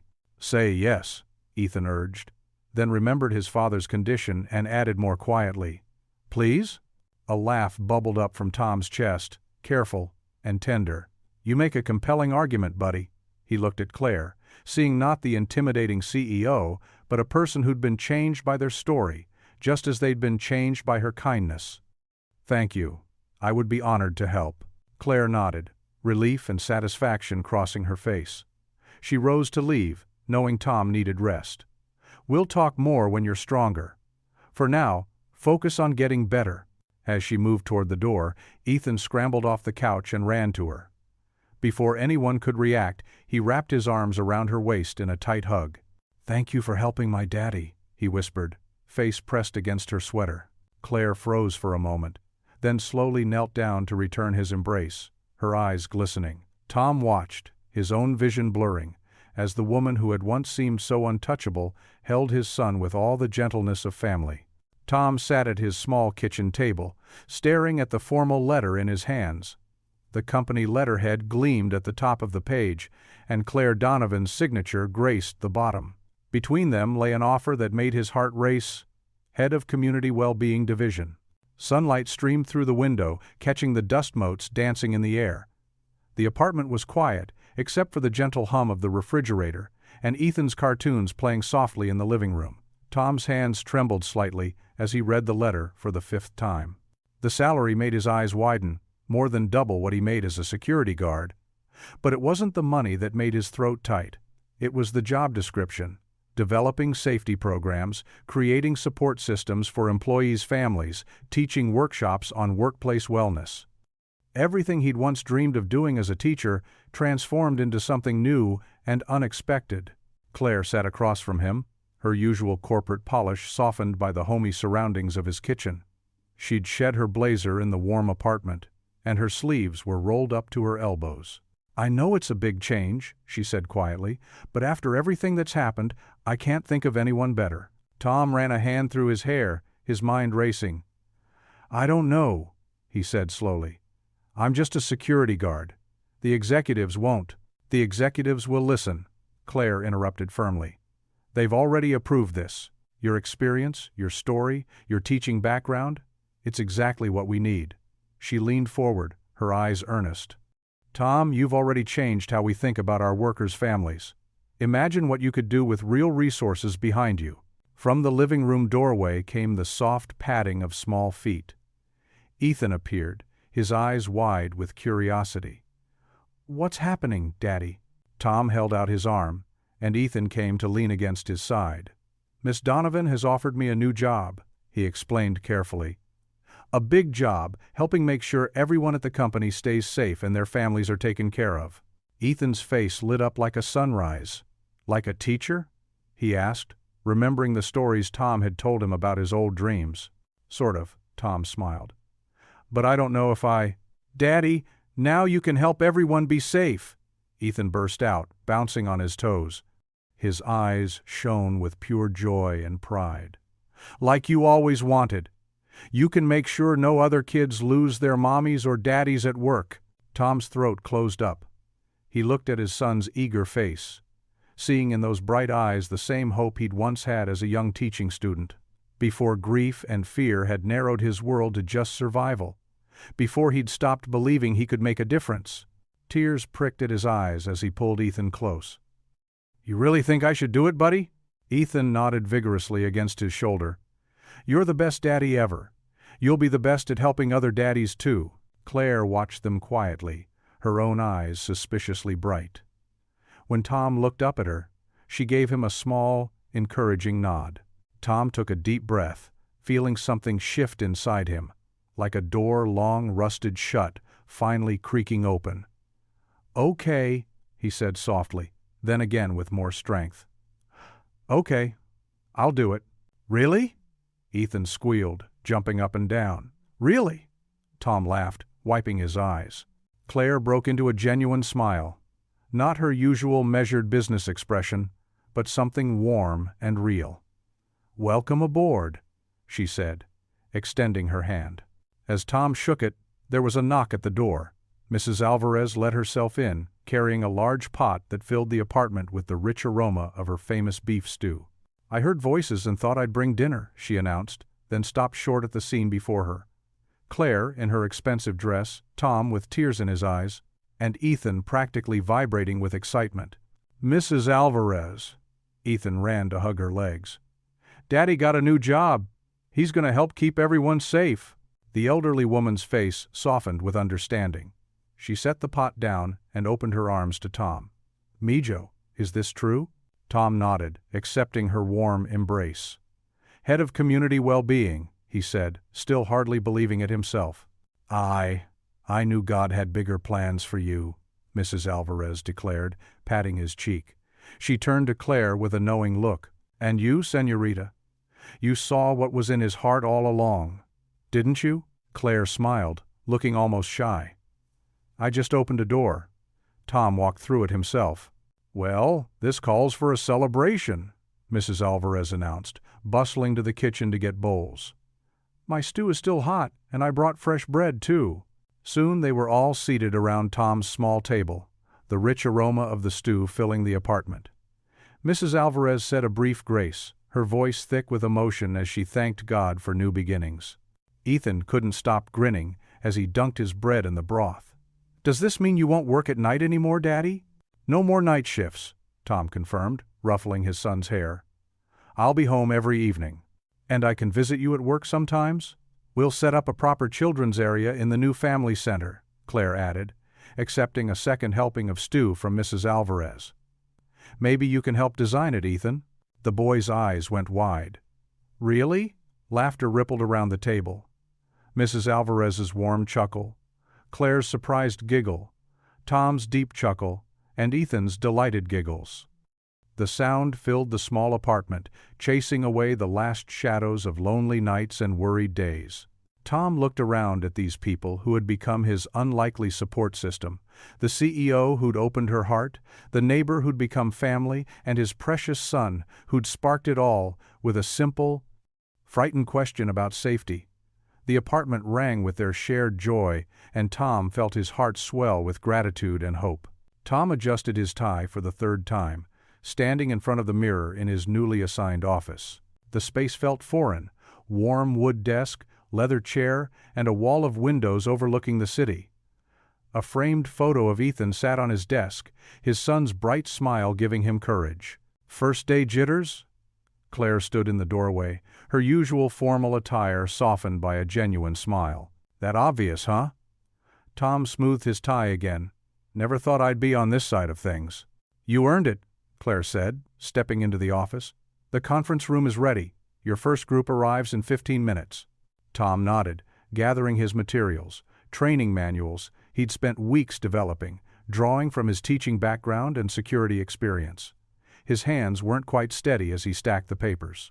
The conference room slowly filled with security staff, maintenance workers, and facility managers.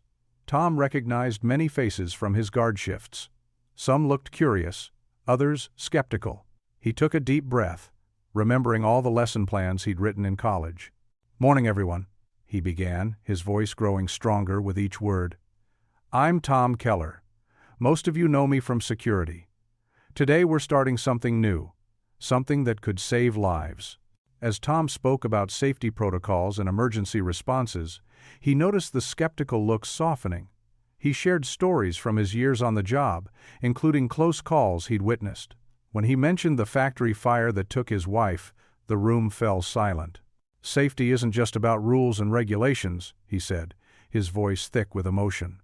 "It's about families, about making sure everyone goes home at night." During the break, a maintenance worker approached him. "Never thought about it that way before," the man said quietly. "My kids, they worry too." The morning session flowed into afternoon workshops. Tom moved between groups, answering questions, listening to concerns. His teaching instincts kicked in naturally, explaining, encouraging, drawing out quieter participants. Claire observed from the back of the room, taking notes. She watched Tom handle a heated discussion about overtime safety protocols with patience and understanding. His genuine concern for the workers' well-being showed in every response. Near the end of the day, Tom heard a familiar voice from the doorway. "Daddy!" Ethan stood there with Mrs. Alvarez, who'd brought him after school. His son's eyes were wide with wonder as he took in the scene. His father at the front of the room, workers hanging on every word. "Is it okay if we watch?" Mrs. Alvarez asked softly. Tom smiled, warmth spreading through his chest. "Of course, come on in." Ethan sat quietly beside Claire, who'd saved them seats. Tom continued his presentation, explaining the new mentorship program he was implementing. Each time he glanced at his son, he saw pure pride shining in those young eyes. "My dad helps keep people safe," Ethan whispered to Claire, loud enough for nearby workers to hear. Smiles broke out across the room. As the session wrapped up, workers lingered to shake Tom's hand. Many shared their own family stories, their fears, their hopes. Tom listened to each one, already planning how to address their concerns in future sessions. Claire approached as the last worker left. "You're a natural," she said. Her usual businesslike tone warmed with approval. "This is exactly what we needed." "Thanks," Tom replied, gathering his materials. "It feels right, you know, like maybe everything led to this." Ethan helped collect the training manuals, carrying them proudly back to Tom's office. The setting sun cast long shadows through the windows, painting the room in warm gold. Tom watched his son arrange the manuals carefully on the shelf, remembering how many nights they'd spent alone, just trying to survive. Mrs. Alvarez touched his arm gently. "Your wife would be so proud," she said softly in Spanish, her eyes glistening. Tom sat in his chair, taking in the moment. The weight of grief that had pressed on his chest for so long felt lighter somehow. He wasn't just surviving anymore, he was making a difference, honoring his wife's memory by protecting other families from similar tragedy. Ethan climbed into his lap, something he hadn't done in a while. "You're like a teacher now, Daddy," he said, beaming, "but you teach grown-ups how to be safe." "That's right, buddy." Tom hugged him close, breathing in the familiar scent of his son's shampoo. Claire knocked softly on the doorframe. "Tomorrow's schedule is lighter," she said. "Just 2 department meetings and a lunch session with the safety committee." She paused, then added, "You did good today, Tom, really good." After she left, Tom and Ethan gathered their things to head home. Walking through the lobby where he'd spent so many nights as a guard, Tom felt a profound sense of fulfillment. The empty hours of watching and waiting had transformed into days filled with purpose. "Can we get pizza to celebrate?" Ethan asked, skipping alongside him. "Sure can, bud," Tom replied, ruffling his son's hair. "We've got a lot to celebrate." Tom pulled into the school parking lot, his new company car feeling out of place among the familiar mix of minivans and well-worn sedans. Butterflies danced in his stomach, not from speaking to crowds anymore, but from returning to Ethan's school as more than just the tired night shift dad who missed most events. The autumn morning painted the brick building in warm light, children's artwork decorated the windows, and a "Welcome Parents" banner fluttered in the breeze. Tom straightened his tie. No security uniform today, but a proper suit that still felt strange on his shoulders. "Daddy, we're going to be late!" Ethan tugged at his sleeve, practically bouncing with excitement. His backpack was covered in superhero pins, and he'd insisted on wearing his special shirt, the one with a rocket ship that Tom had bought him to celebrate the new job. "We've got plenty of time, buddy." Tom ruffled Ethan's hair, trying to calm his own nerves. As they walked toward the entrance, he noticed other parents doing double takes. They were used to seeing Mrs. Alvarez drop off and pick up Ethan while Tom worked his endless night shifts. Inside, the hallways buzzed with activity. Children led their parents to classrooms, proud voices echoing off the walls. Tom recognized some faces, parents he'd only seen in passing during those rare times he'd made it to school events. They smiled and nodded, a few stopping to chat. "Mr. Keller, what a pleasure to finally meet you properly." Mrs. Rodriguez, Ethan's teacher, welcomed them at the classroom door. Her warm smile held none of the concern he'd seen during parent-teacher conferences when he'd shown up exhausted from night shifts.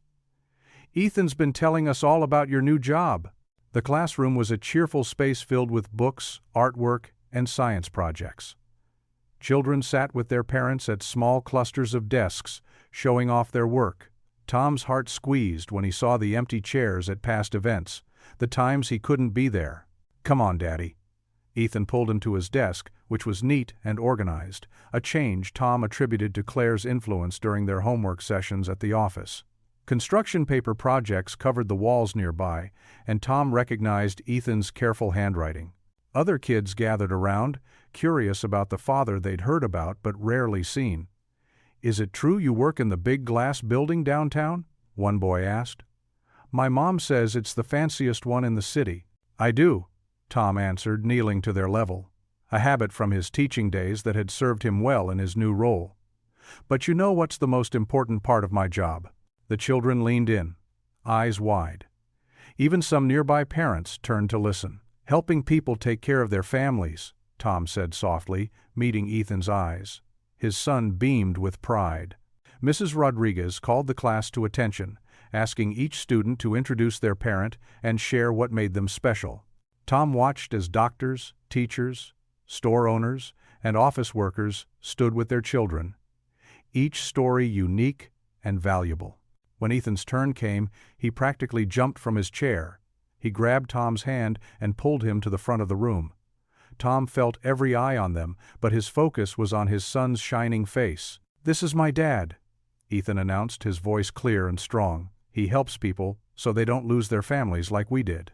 The simple honesty in those words made Tom's throat tight. He teaches them to be safe at work and takes care of their kids and makes sure everybody has someone to talk to when they're scared. Tom blinked hard, fighting back tears. The room was silent, touched by the raw truth in Ethan's words.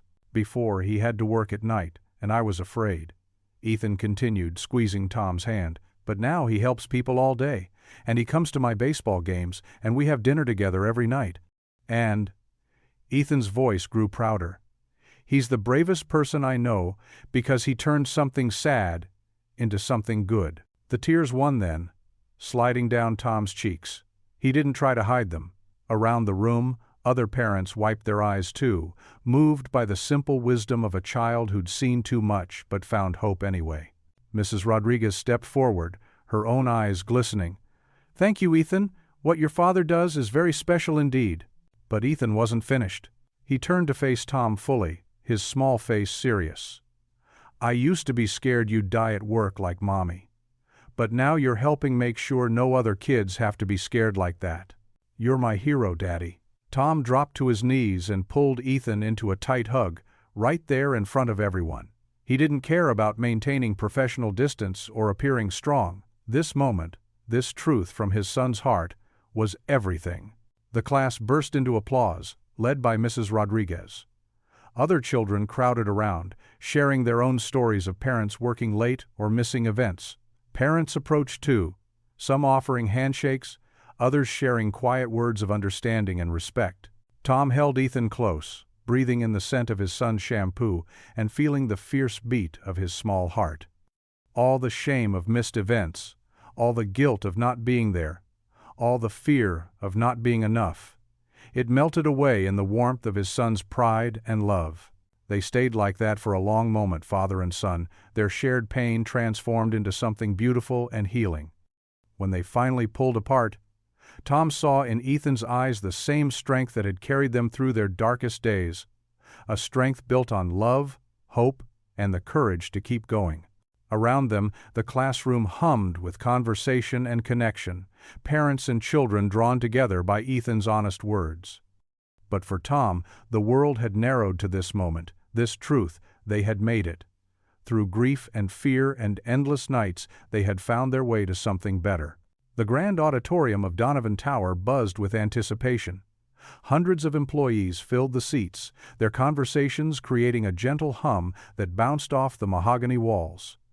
Morning sunlight streamed through floor-to-ceiling windows, casting warm rays across the gathered crowd.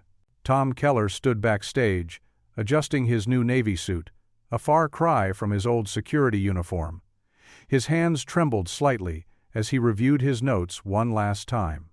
From the corner of his eye, he caught sight of Ethan in the front row, sitting proudly in his Sunday best, legs swinging beneath the chair. Claire Donovan approached Tom quietly, her heels clicking against the polished floor. "Ready?" she asked, her voice softer than it had been months ago, when she'd first found him with Ethan in the lobby. "I think so," Tom nodded, managing a small smile. "Still feels strange sometimes, being up here instead of watching the doors." "You earned this," Claire said simply, checking her watch. "Time to begin." The house lights dimmed, and Claire walked onto the stage first. Her presence commanded immediate attention, but there was a new warmth to her authority. She approached the podium with measured steps, adjusting the microphone. "Good morning," she began, her voice clear and strong. "Today marks a new chapter for Donovan Corporation. But I'm not the one who will present our changes. Instead, I'd like to welcome the person who opened our eyes to what really matters, our head of community well-being, Tom Keller." The applause started slowly, then built to a thunderous welcome as Tom walked onto the stage. He caught sight of familiar faces, security guards he'd worked alongside, maintenance staff who'd shared midnight coffee breaks, executives who'd once barely noticed him. Now, they all watched him with respect. "Thank you," Tom said, his voice steady despite his nerves. He pulled up the first slide of his presentation, showing a photograph of workers with their families. "6 months ago, I was standing at the lobby doors, watching life happen around me. Today, I'm here to tell you how we're going to make sure everyone goes home safely to their families." For the next hour, Tom outlined the new initiatives. Enhanced safety protocols that exceeded industry standards. Family support programs, including child care assistance and educational benefits. Mental health resources. Emergency response improvements. Each announcement drew more applause, but Tom kept his focus on Ethan's beaming face in the front row. "We're not just changing policies," Tom continued, his voice growing passionate. "We're changing our culture. Every person who walks through those doors matters. Their families matter. Their dreams matter." In the audience, a maintenance worker raised his hand. "Mr. Keller, my wife's pregnant with our first child. I used to worry about providing for them, but these changes." His voice cracked slightly. "Thank you for fighting for us." More voices joined in. A security guard spoke about finally being able to attend his daughter's soccer games. An administrative assistant shared how the new childcare program meant she could finish her degree. Each story touched Tom deeply, reminding him of his own journey. Claire stood at the back of the auditorium, deliberately removed from the spotlight. Her arms were crossed, but her expression was soft as she watched her company transform before her eyes. When an elderly janitor stood up to thank Tom for making us visible, she quietly wiped away a tear. "This isn't my achievement," Tom said, gesturing toward the back where Claire stood. "Ms. Donovan made all of this possible. She listened. She acted. She proved that change starts at the top." But Claire shook her head, staying in her corner. This was Tom's moment, the former security guard who'd shown her what real leadership looked like. As the presentation concluded, employees surrounded Tom, sharing stories and gratitude. Ethan squeezed through the crowd to reach his father, practically bouncing with pride. Tom lifted him up, holding him close as people continued to approach.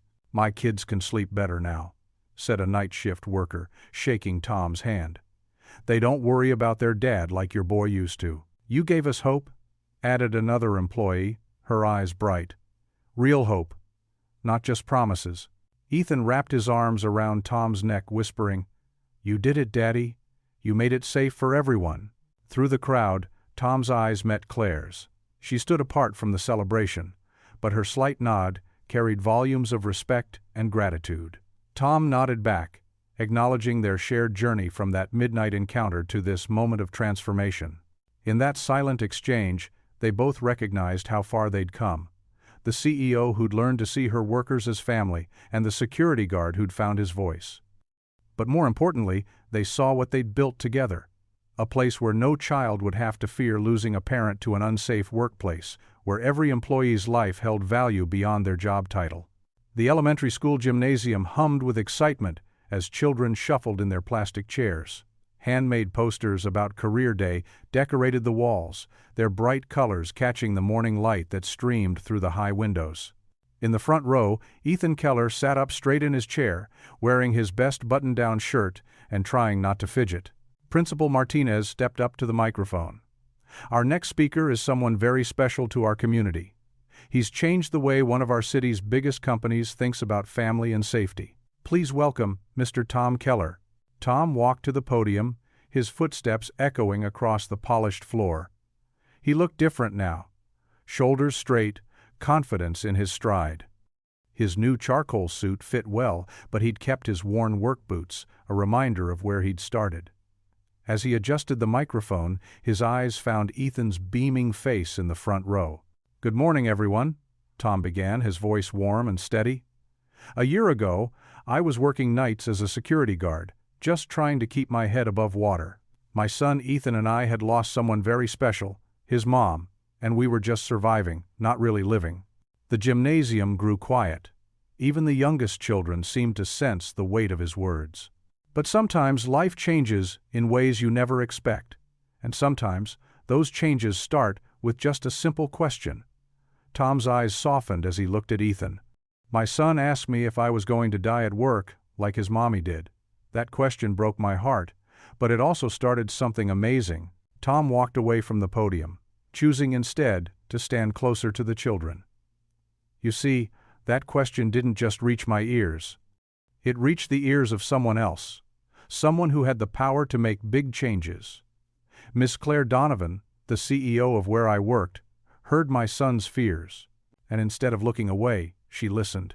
In the back of the gymnasium, Claire sat quietly, her usual business attire replaced by a simple blazer and slacks. She dabbed at her eyes with a tissue, trying to remain composed. "I used to think that being strong meant hiding your feelings, carrying everything alone," Tom continued.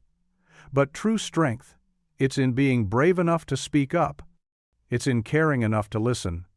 And sometimes, the smallest voices, like a child's honest question, can wake the biggest hearts." Ethan sat up straighter, pride shining in his eyes. "Today, I help run programs that keep workers safe and support their families. We make sure no child has to worry about losing their mom or dad at work. And you know what? It all started because one little boy was brave enough to say what scared him." Tom's voice grew softer, more personal. "Sometimes the hardest times in our lives can lead to the most beautiful changes. My son and I lost someone precious, but her memory helped create something wonderful. Now, hundreds of families are safer because we didn't stay silent." He gestured to the children. "Each one of you has that same power. Your voices matter. Your concerns matter, and when you speak up for what's right, you might just change the world, even if it's just your little corner of it." The children listened intently, many nodding. Some looked at Ethan with new respect, seeing him differently now. "So remember," Tom said, his voice strong and clear, "it's okay to be scared. It's okay to ask questions. And it's more than okay to care about each other. Because when we do that, when we really listen to each other, amazing things can happen." As Tom finished speaking, the gymnasium erupted in applause.